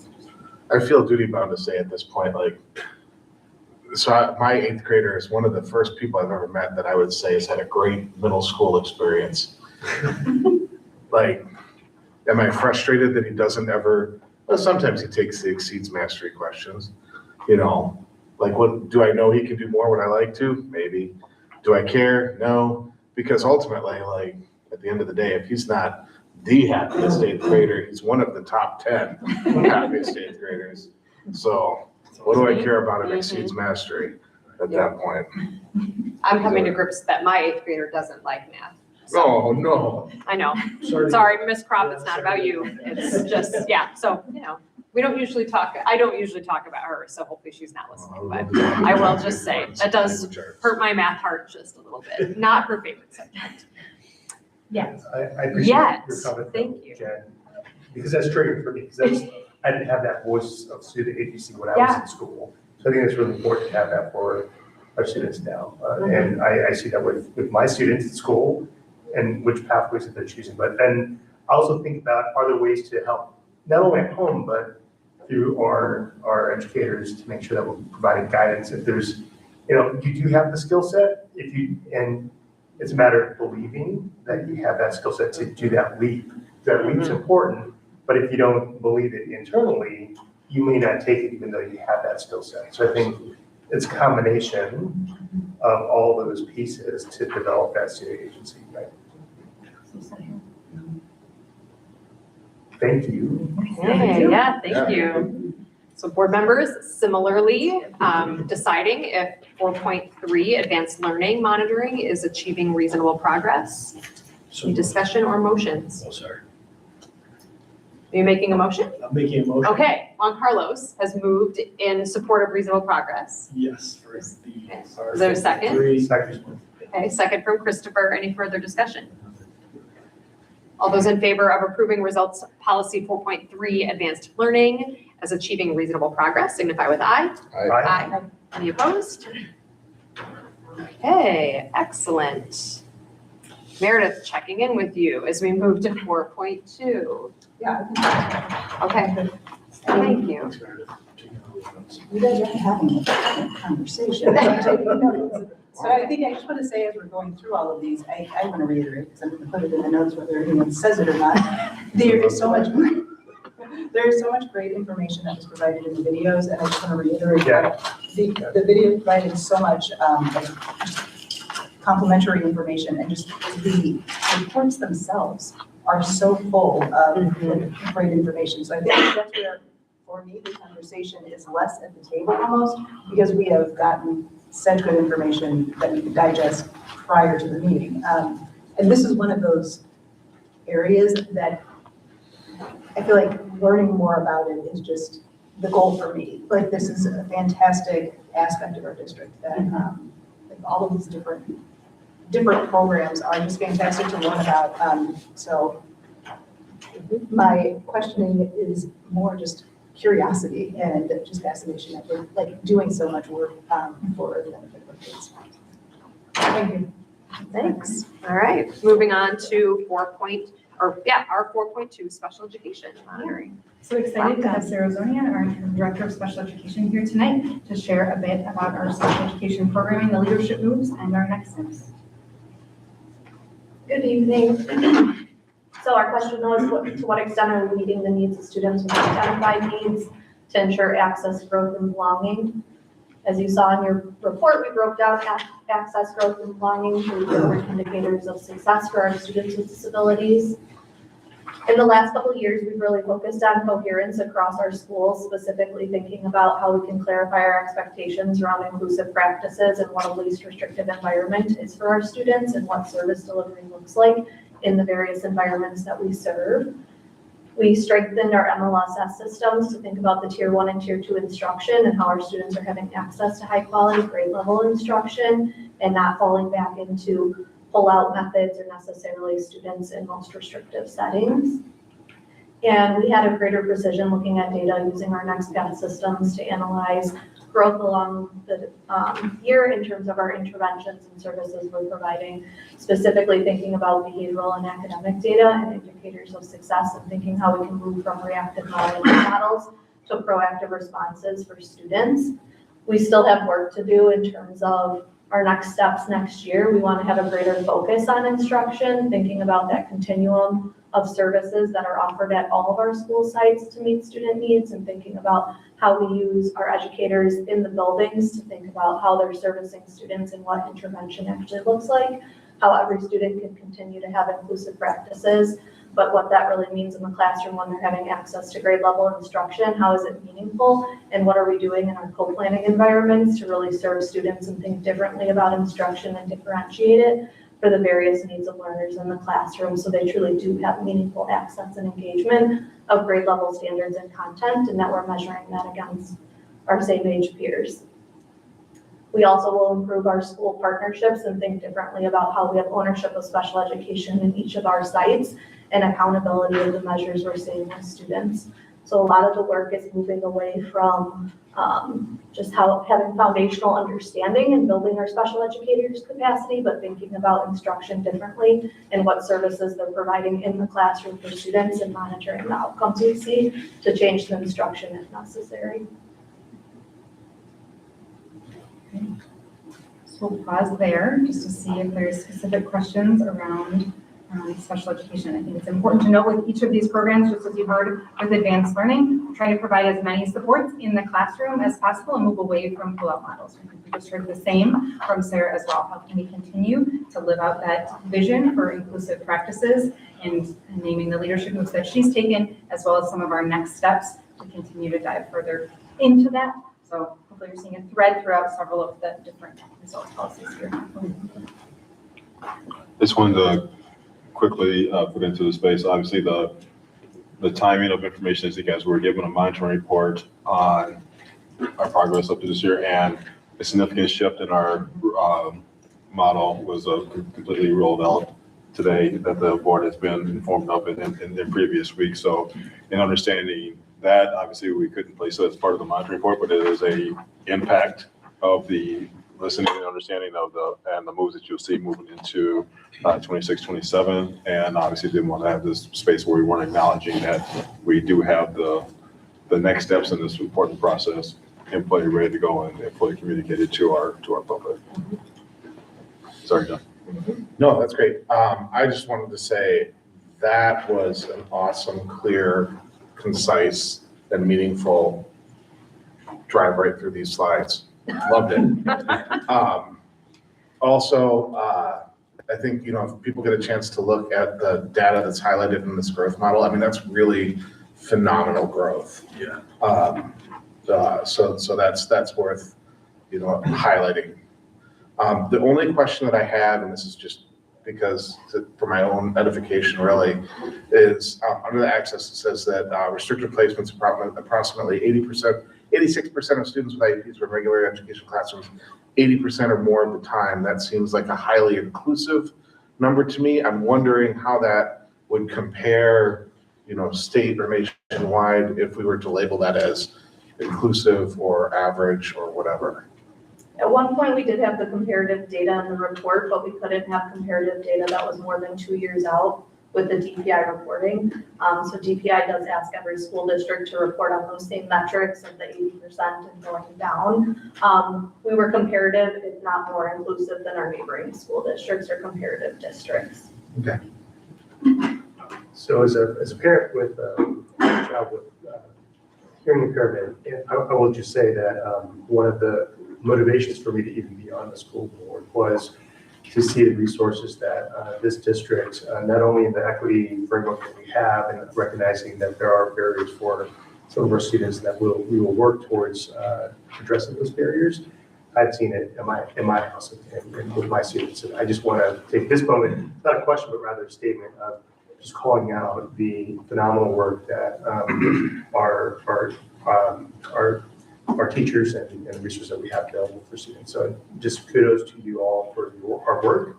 And I'm just impressed every day. So thank you. Thank you. Thank you. We have great special educators, related service providers, and special ed assistants in our classrooms every day. And they're working incredibly hard, and we're really focused now on accelerated growth to really close gaps. And that's what we expect of all learners. Yeah, the data definitely speaks for itself. I just had one quick question, just to better understand what this meant. What is the shift from the reactive central office consultation to proactive site-driven leadership and problem solving? That's what you received today. Look like.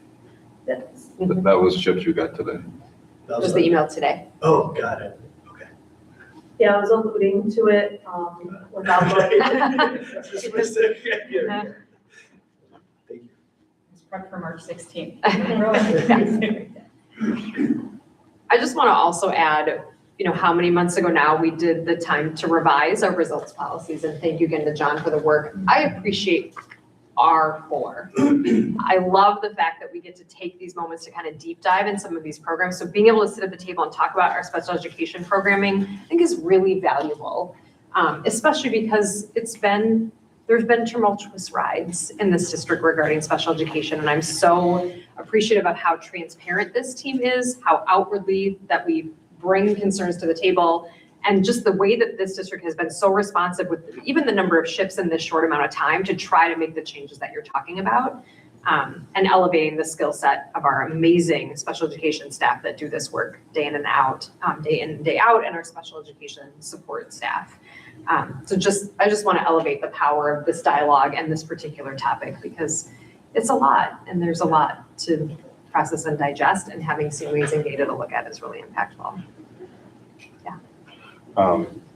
Before the board moves forward, I just want to take an opportunity, because I just think it's appropriate. First, I want to recognize the work of Sarah O as our interim director, and so happy that she's accepted to move the work into next year, knowing that her leadership is, all of our leadership, but especially her leadership, is instrumental in bringing it to life and support of our staff. I don't want to be remiss if I didn't mention the work groups that worked all through last year that were set up after consultation with VAEA and VESPA, Dr. Hawkins and her work with the special education work groups as well. Seeing all this information move forward, and then our advisories again, really helping to solidify what could some actionable steps mean in terms of identifying the instructional model that is most supportive of students, but also how do we appropriately move resources into the best space to allow that work to come to life. So thank you all for that work, and thank you, Sarah, for your leadership. Okay, board members, similarly for 4.2, special education monitoring, charged with decisions around achieving reasonable progress. Any further questions, discussions, potential motions? Motion to approve.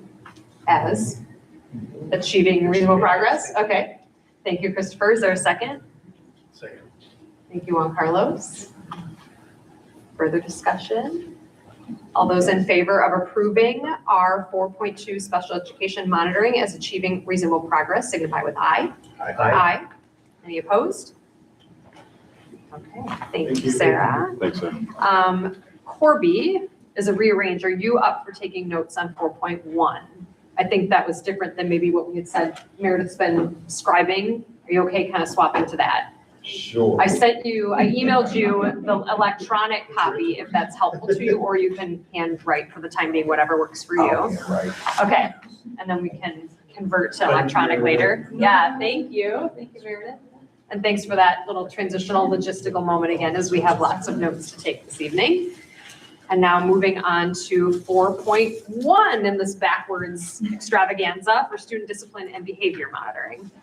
So welcome Adam, Adam Zingsheim, our Director of People Services, to share a bit about student discipline and behavior. We know that OE10 typically had been where we had shared some of this data previously, but it was only one snapshot of one behavior code.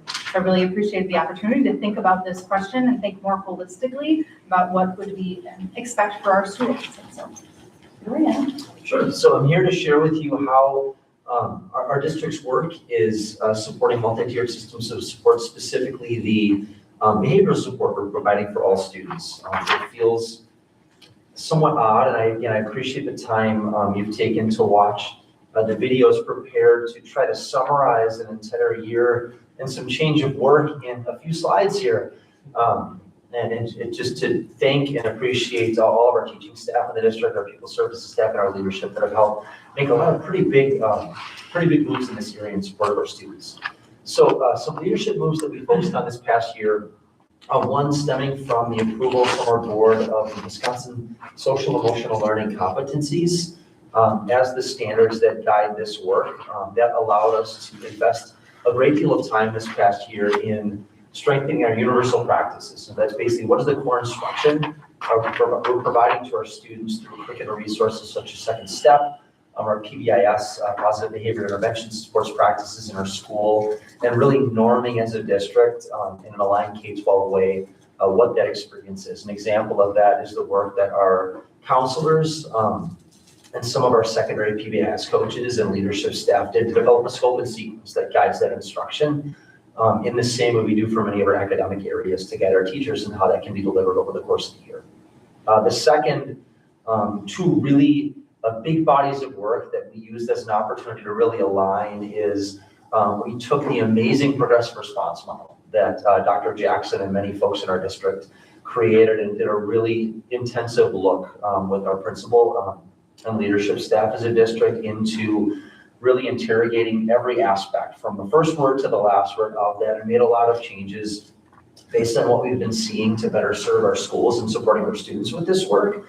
And then used it as an opportunity as we moved from keeping our behavior log data in Power School to shifting all of that to NextPath to actually one-to-one align our progressive response model with the way we keep data in NextPath.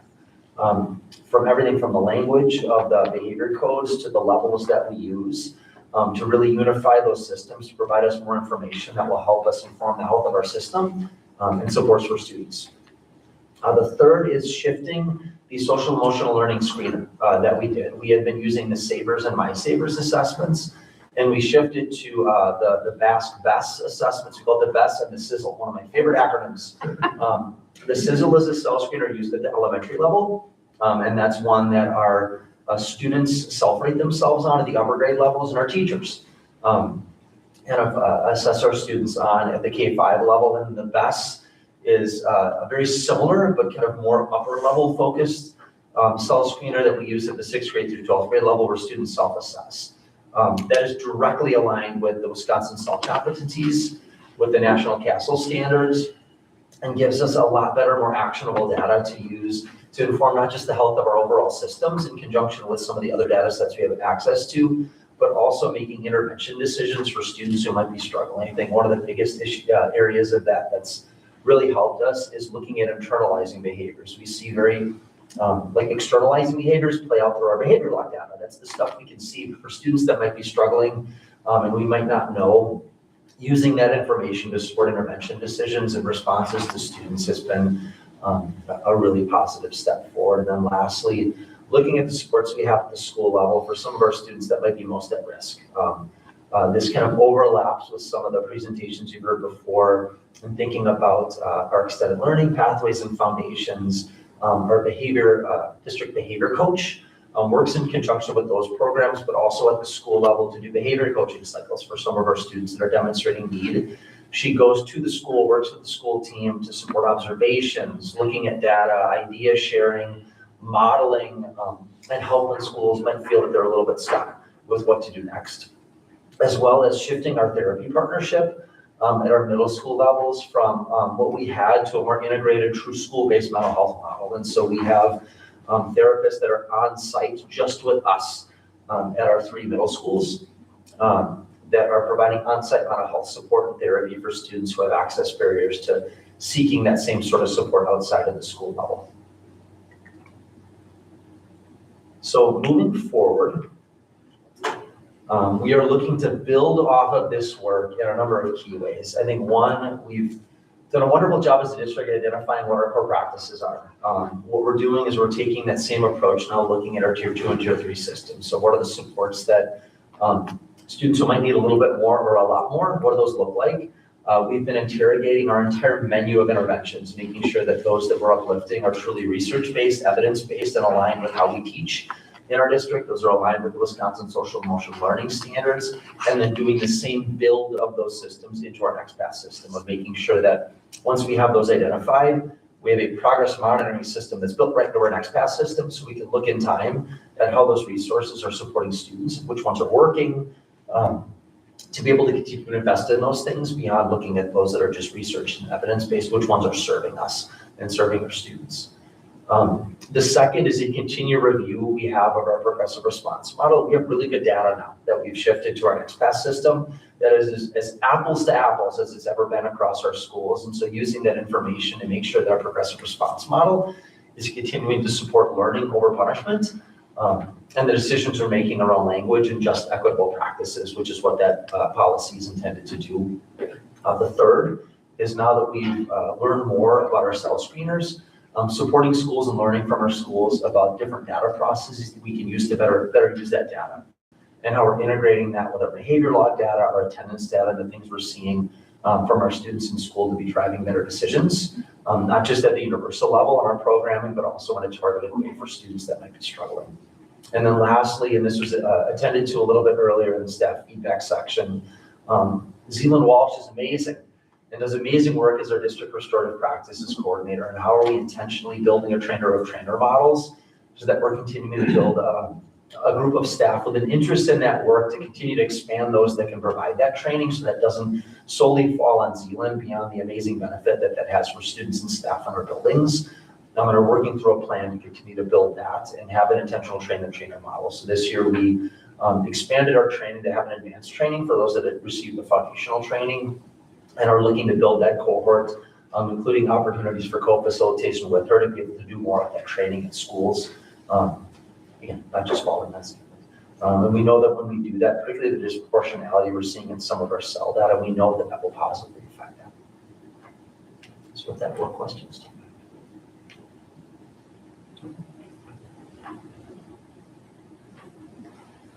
I piggyback off of that last comment. I'm going to latch on to something I heard you say too about the idea of learning over punishment. And then I think of the word consequence instead of punishment. And I'm wondering, this may be you informing us, or maybe it is a wondering that we can share, how much understanding our families and our community have about what restorative practices mean. Because, right, there's so many, I think, misconceptions around, well, if there isn't a punishment, what's the learning that took place? Like, just, it's so granular. And I think for the people that live it now and understand how these practices play out, I'm just curious how we share that messaging, because it's a really impactful way that we're helping guide, right, developing adolescents to making mistakes and recognizing harm they cause. So I'm just curious more broadly how you all feel about like continuing to share and learn what that really is beyond our walls. Yeah, I think we've continued to take that exact same approach. Zealand and her team have developed little tidbits that have been added to every single monthly staff newsletter and the VST family communication, of little things, not just about what restorative practice is, but every month there's a little tip of something that is working in a restorative way that families can do at home with their students, and we'll continue to offer that moving forward. The team has also developed some branding and some materials that will be able to be provided in a more forward-facing way for families to understand that idea of it's not about a lack of accountability, it's actually an emphasis on accountability, and that idea of when a mistake is made, it's affecting other people. And I can fix the mistake for myself, but how am I thinking about the effect that it had on other people and actually attending to that? Not just in our relationship staff to staff, but staff to students, student to student. And then using some of those opportunities we have for communication to family to share some real actionable tidbits that they can employ if they choose in their own homes. Yeah, and it's just really helping everyone understand it is not a replacement for corrective action. That's not what it's designed. And it's about the culture and understanding of, balancing power dynamics and also making sure that we have a space where harm can be appropriately rectified. Because even in, unfortunately, schools' methodology for quote unquote punishment is removal. When there's a return, that doesn't mean the harm has gone away. So it can't replace the behavioral or the quote unquote consequence placed before it. And I understand why you asked the question in a way, because sometimes it gets misconstrued as a softened Totally, yeah. response I think to behavior, and it's completely not what it does. Yep, that's the pieces to elevate, because I do think that misconception sometimes is there.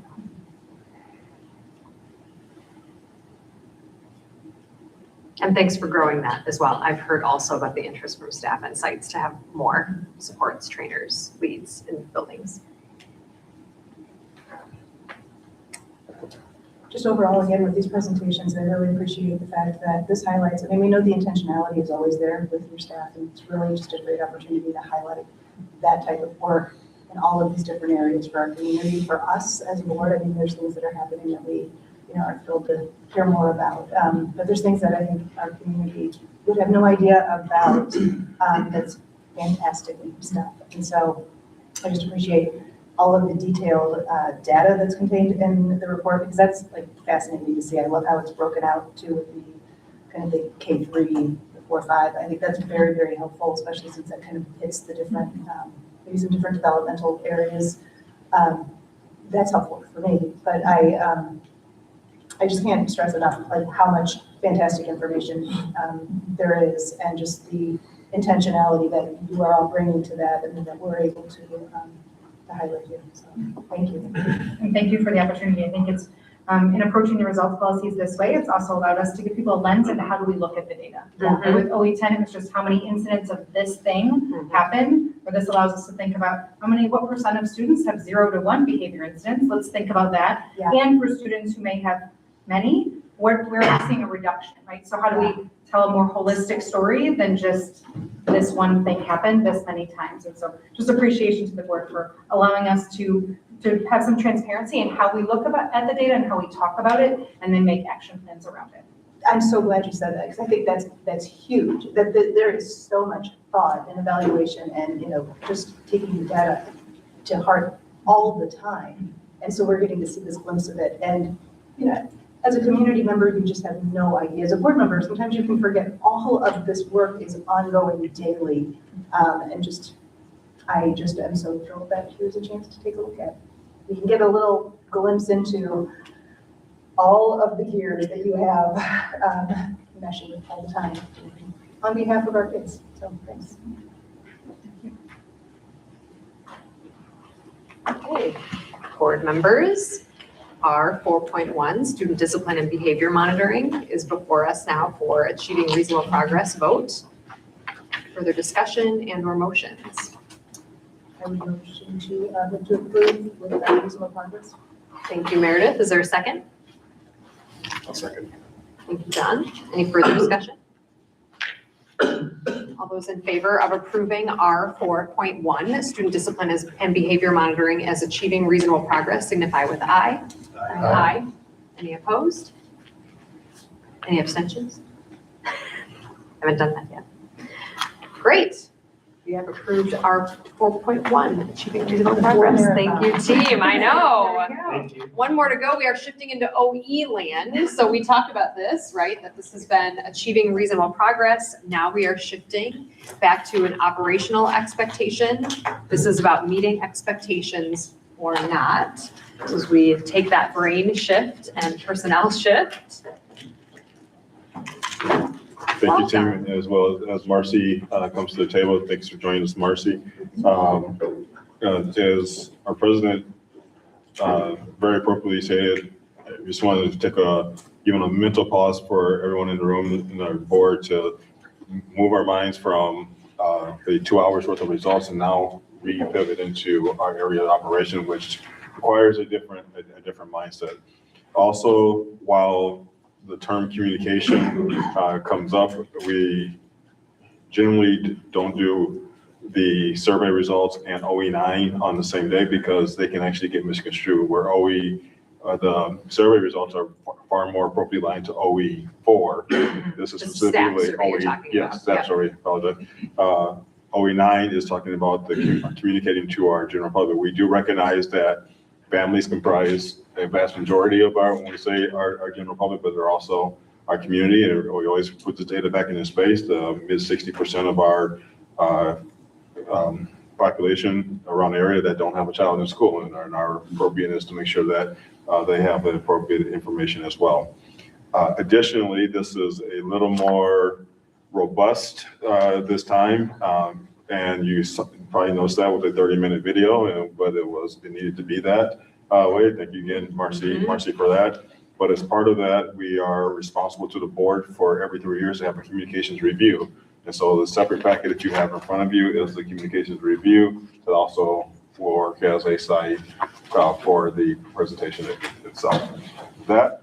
And with that, the reminder that we did preview a video. So the offer is still for you as well, Marcy, that we have all previewed. The community can watch that video as well. So keeping that in mind as you opt into slides, knowing we've been able to process and digest a lot already. Thank you. Okay, and before Marcy begins, there were a couple of slides missing somehow when I submitted or reattached the slides. So if you want to reboot or whatever you need to do and to go into the slide, or even just click on the slide that has the one in the parentheses, and then it's what slide, like 82 or something, I think it is. You'll be where you need to be. Yes, we start on 82. Or So they need to refresh. Just refresh, yeah. refresh, and then actually slide 61. So refresh the main slide deck. And then, right, you need the other slide deck to have all your slides. I apologize for the confusion. No, thank you. No worries. Okay, yes, the video is out there, high entertainment value. Take a look at it if you want details. And we're going to focus on a summary of our highlights, just a reminder to our audience and those watching at home that we are focusing on communication with the public. As Dr. Clardy said, a lot of that is with families, but also wanting to make sure that we are sharing information and providing opportunities for folks who don't have students in our school district to be aware of what's going on in the district and provide their input on how they think it should be moving along. Okay, so our indicators 9.1 and 9.2, except for the communications review. I want to point out a few spectacular highlights that we had throughout the year. Our family experience survey, our respondents more than doubled this year, so we're really happy. We take that as a sign that folks are trusting that we're using the information they provide to us, so they're more willing to complete the survey. And we had some nice increases in families reporting that they feel the district keeps them informed on important issues, and some nice increases around families feeling that the communication they receive meets their needs. Now our modalities for input, I just wanted to recognize some of the amazing staff members you've heard report here this evening. Our advanced learning parent advisory that Amy and Lindsay spoke of is very important. It wasn't created because of OE9, but it's just a good example of how in tune our staff are with what our community needs and using that information to inform our decisions. Same thing with Dr. Hawkins, who has started some community information sessions, and I think there's one this Wednesday. Interesting topics that people are interested that people have the opportunity to engage a little more deeply in. One was on school nutrition, and she takes feedback from them. People ask questions. There's another one on AI, keeping your students safe online. So another nice opportunity without any sort of ongoing commitment for families to both learn and provide input on what they'd like to see happen in the district. And then for our online presence, we had some amazing increases this year, especially on Instagram, having over 1,200,000 views of our Instagram content, similar on Facebook, but Our social media expert, Karen Maroweta, really deserves some recognition for that. She keeps us on our toes. She really researches what kind of trends are out there, that are school appropriate, and then goes out and works with kids from kindergarten to grades 12 and has them doing all kinds of things to share information on social media. Had Dr. C on a diving board in a suit to help announce the conference. So she knows how to get people's attention. And really, we know that's where kids are, especially our high school students. We really have a lot of engagement from them on Instagram. And we do hear people who have concerns about, we shouldn't be using social media or the current kind of the negative side of social media. And we will never use social media as a tool for, urgent information or super important information that you need to act on without also having that going out to, via email and text and our other channels. So it really is to inform and share good news. And we know people are consuming that information and they have the chance to see their own kid doing things, and that always is helpful for people as well. All right, and then as Dr. Clary said, this was our every 3-year opportunity to do what in the administrative rules called communications audit, but we using the friendlier term of communications review. So what we did for that was, of course, had our survey that we do every year and all the other information that we gather every year.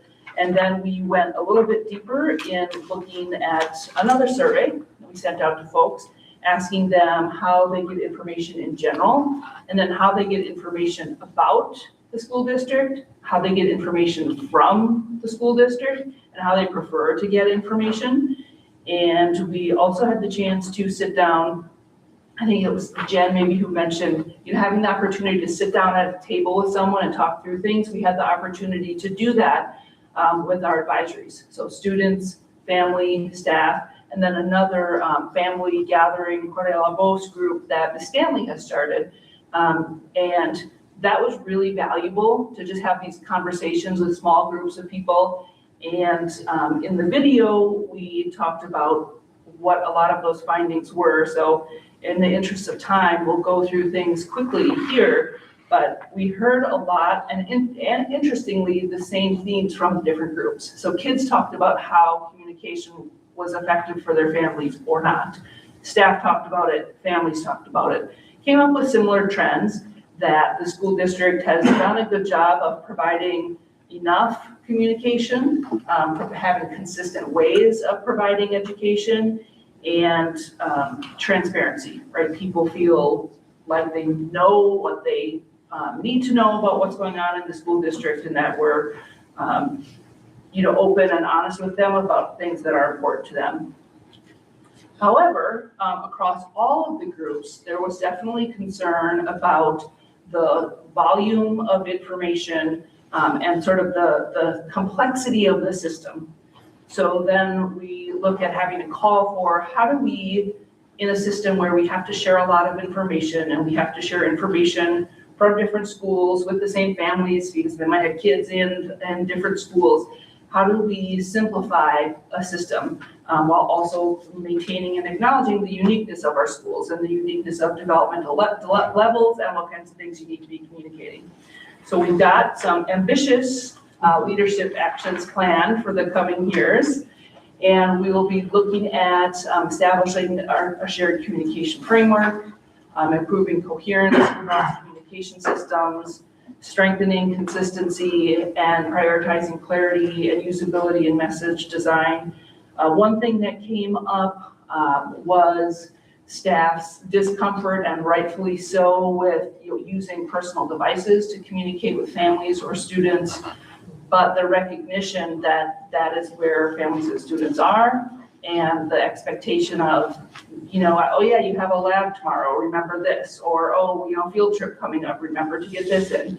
And that is a tool that people use, and they appreciate the immediacy of it. So we have started researching, what one tool can we use district-wide for families and staff to have that sort of chat or texting feature that one, doesn't call on staff to use their own devices, and two, is something that we can have an archive of what those communications have been. And our athletics is actually sort of leading the way on that. Can I put something real quick? Yeah. Just want to make sure, because I think the way it came out may be misinterpreted.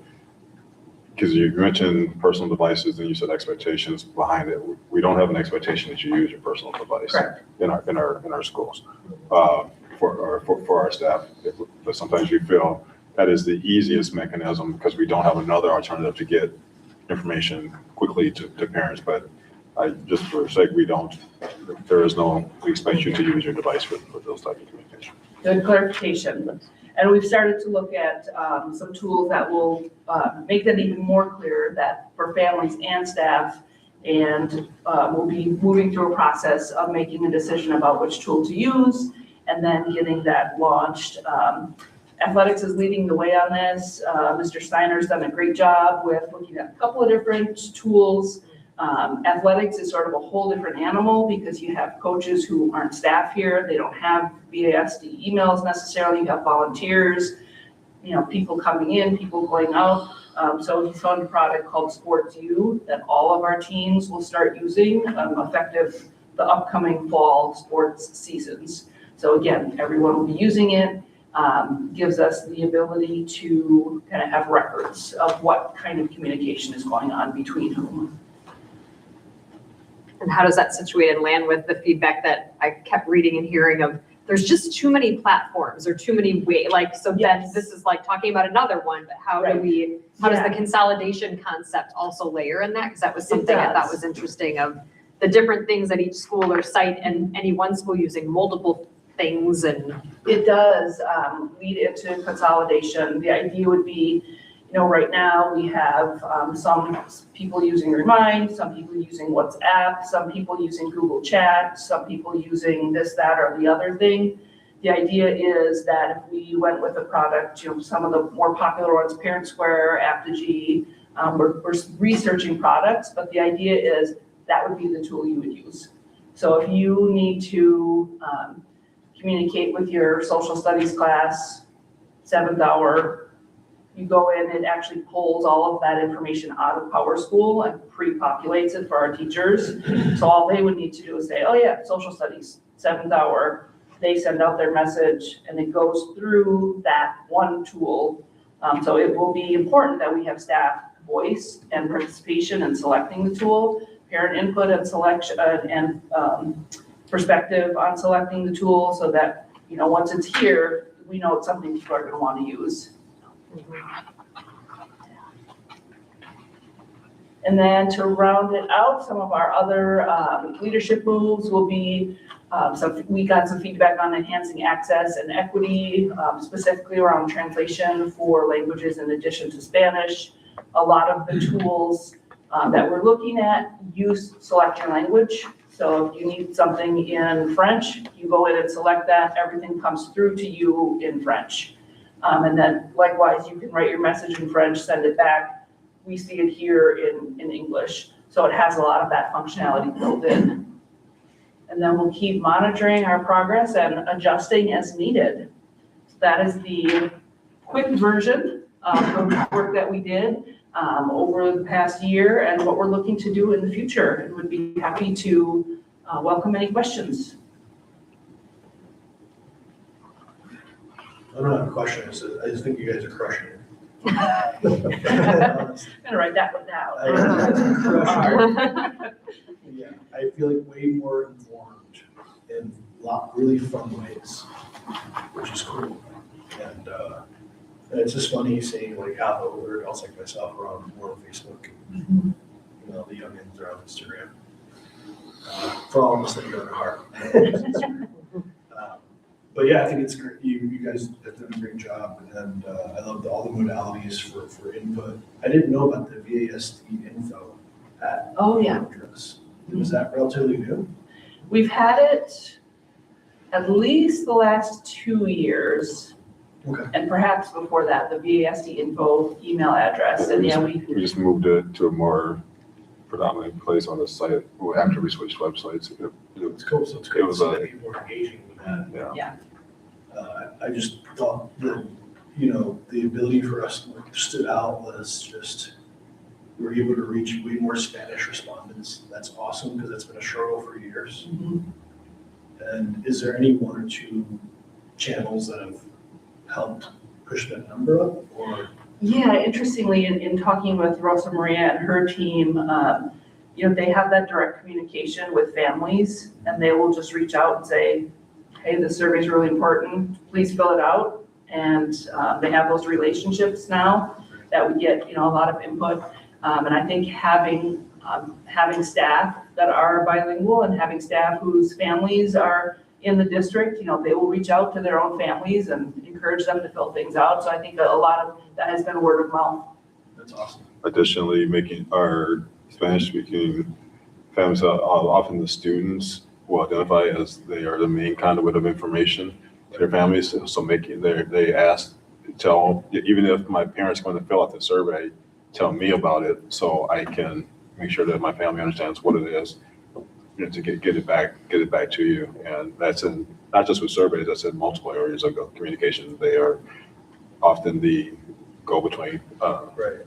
Yeah, I noticed that was interesting to your point, how across the board, everyone saw the student as a conveyor of important information. Yeah. So it's awesome. And I get updates from my kids all the time, and I love it. It's like, well, yeah, these kids are talking. They're listening to your teachers. You're saying, hey, encourage your parents to fill out the survey or to respond to this or attend that. It's awesome to see that the kids are becoming a more consistent channel of communication. Anyway, thank you. I thought the report was great. I don't really have any questions other than that. I want to say again, and Meredith has said this several times throughout the night, but the video that you put together was so much detail. I really appreciate all the information along with the report. Just maybe something that I saw that was really along the same lines with translation and sharing stories and building kind of an inclusive, a sense of belonging and inclusion. One thing that I saw was really powerful when I was in Seattle was not necessarily the need for translation from our students, but rather collecting of stories in language and then translation through videos and other means, and not having folks necessarily have to speak English, but they can share their stories and we translate for them so that their stories are coming through 100%. And there's no need for students to necessarily have to translate for our parents and other community members, but that then builds its own connection point to communities and a deeper sense of belonging and uplifting of that perspective. I think it's just something that as we continue thinking about translation and inclusion, that might be a strategy to think about. Thank you. Yeah, I took a note on that. It's a really good idea. I have a question, just so much as, you know, I think as we're going forward, you know, picking the best tools to communicate with, you know, one of the things that always makes me nervous is when we talk about personal devices, like the ability for one personal device to connect with another personal device. And when we talk about tools, like having a tool that works as a clearinghouse so that those personal connections maybe don't happen in certain ways. Like I don't need to have the personal contact information of my kids' teachers or coaches or anything like that. And likewise, they don't need to have my personal, like I just need to be a part of a list where I get it, or they can click on my name and I get whatever email. They don't necessarily need to have my contact information. They certainly don't need to have my kids' contact information. They just need to be able to like get communication to them. So I think being clear with the community when we do get to the point where we're picking these tools, that we're doing it kind of with that sort of security in mind, that you know, we don't want to have, you know, we want to have people that have personal connections, but we don't necessarily want to be facilitating personal communications. Right. Correct. And so I think I just want to voice that. It's, you know, I see where we're going with this and I'm fine with it. But I feel like it's appropriate to kind of raise that question whenever we have these discussions. Yeah, I'll just be far more blunt, which is Yeah, please. I wasn't going to do it. that we have no desire, no tolerance, and we want to actually put through rule or possibly bring to the board of policy that for private messaging is not part of our part of our organizational strategy. It just, it protects students and it protects adults as well. There's just not a circumstance where a private message should be going on. No, I know, I just wanted to kind of, in my own roundabout way, bring that up. No So worries. thank you. No worries. So Actually, I facilitating. appreciate like just putting it on the table. Yeah. I actually Yeah. appreciate the directness about this is where we are at as a district, and this is what we want to encourage and discourage as far as communications. So thank you. for the point on that. Absolutely. And Marcy, thank you for all of this. What I really find interesting in the not audit, review, communications review, I appreciate just the evaluating how different things are working for families, just that there's no one communication method that's going to be ideal for everyone. But the fact is, the district and you at Spearheading are taking the time to show the interest in how do we best communicate, what ways are effective, what ways could we improve that. And I think just that process is a valuable one because you really are taking that information and utilizing it. It's not just, thank you for your input. It's truly this is how we improve. And I think just seeing how the communications within the district have really just evolved this is like the arc of communications over the year, the last 4 years have been really, really impressive. And it's just been, I feel like you are communicating to everybody as best as can be done, and still continuing to try and improve how Yeah, thank you. I appreciate that. And it's definitely always room for improvement. And I feel like the feedback that we got from folks this year really will allow us to go to that next level, right? It's like, I feel like we've got it down. Like, yes, we communicate. Yes, we do pretty well. And now what's next? And I'm excited about that. What's next? Yeah, I just appreciate that's even the process is really exciting, but it's been executed so well. So thank you. And just the reminder too, it's in our OE policy, but the reminder that the effort's still going to communicating with people that don't have kids in our schools. Right. That when we talk about communicating with the greater community, that really is the intention of this leadership team. And the QR code to the postcards to everything for the full annual report of really trying to inform everyone who has a connection to our schools to know and understand the great things that are happening. So super appreciative again for the innovative ways that that's happening too, to really keep a finger on the pulse of everyone that is the Verona area school district community. as a Yeah, whole. and although it's not sort of billed as a communication tool, the high school tours that we give, Oh, yeah. people love those. You know, they're here for a full hour and a half. The tours are often led by Rita Mortensen. So she's got, energy and enthusiasm galore, and they'll sit around and, they ask a lot of questions. They're glad to be here. That's another really good way to engage people who may not currently have kids in the schools. I love that. That's a Yeah. really, really cool opportunity, especially since we've had such a supporting community in bringing this building to be. And it's great to have the doors open. So. Okay, so board members, reminder that our charge here is, I'm losing my pages. Thank you, meeting expectations or not. So of course, any further discussion or questions for Marcy and the team or any motions? I move to approve the meeting expectations. Thank you, Meredith. Motion to approve as meeting expectations. Is there a second? Second. Thank you, Christopher. Any further discussion? All those in favor of approving OE9, communicating with the public monitoring report as a meeting expectation, signify with aye. Aye. Any opposed? Thank you. Marcy. Thanks for all the monitoring. Thank you, Marcy. Thank you, Juan Great Carlos, for notes. You did a great job. All of the information this evening. So that concludes our board action. So moving on into our agenda for board updates. Any general board updates from any board members this evening? Sorry, say it again. Any general board updates from Yes. anyone this evening? I thought there may be a few. Yeah, go ahead. Conversation. This Friday, the Latino, let me get it right. Latino Unidos Leadership Club is, there is the Perseverance and Resilience and Positive Influence of Latino Community conference. You and I are speaking. Yeah. Right? So it's happening this Friday, so just a call out for that. And then also G-Safe and their Safe Schools, Safe Communities 2026 conference is coming up on April 14th, and you can register at G-Safe for that. So I would encourage any administration or teachers or board members who want to broaden your perspective from LGBTQ community and school kind of nexus, that would be a great place to learn more on allyship and advocacy for our LGBTQ community and students. So those are the two things that I have. Thank you. Yeah. Others? Reminder that Wednesday is the Greater Dane County Consortium Gathering in Oregon. I believe Christopher will be there. Thank you. And Dr. Clarity will be there. Great.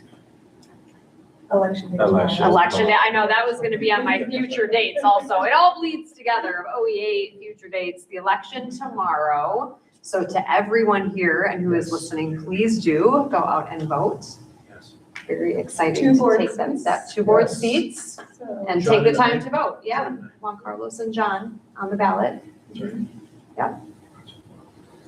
Running unopposed, But still worth the vote. Could be a lot of write-ins. Yes. You know, I've heard a lot of jokes. It's a prize for most creative write-in. Exactly, definitely. From who? I don't know, it's anonymous. For now.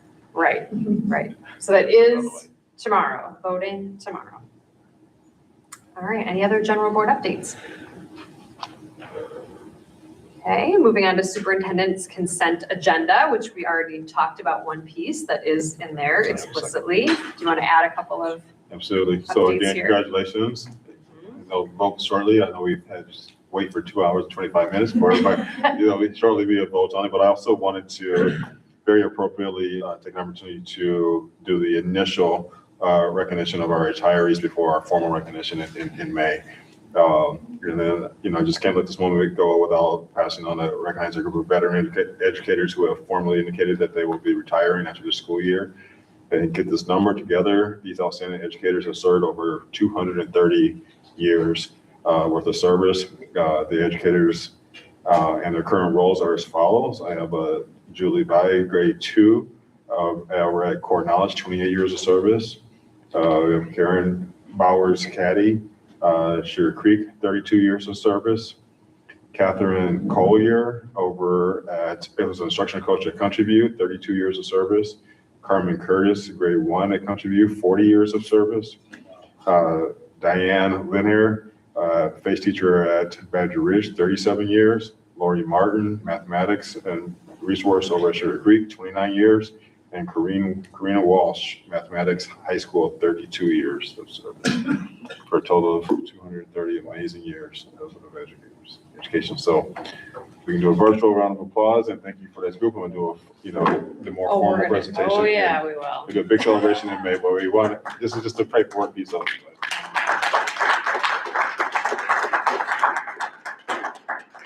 I don't like those. I know that's That is a That's a phenomenal list. group of That educators. is a It's an list. amazing, it's hard to see all these people go, but the time that they have poured into our students over all of these years, they have more than earned.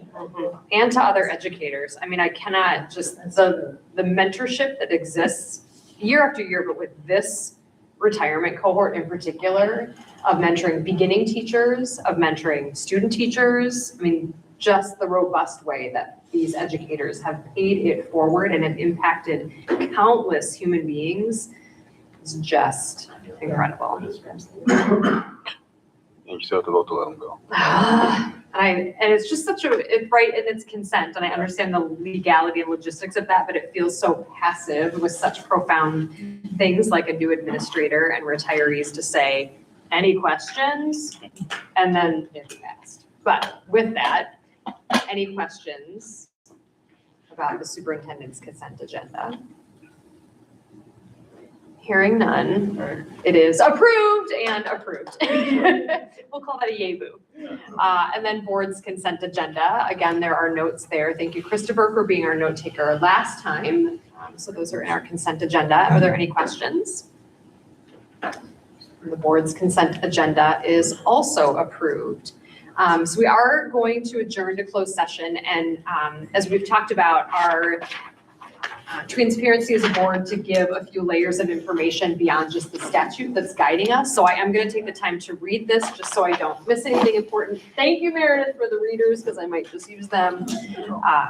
I have it blown up pretty big here. Okay, so before we moved into closed session, I want to briefly describe the topics that the board will be discussing and why those discussions are appropriately held in closed session.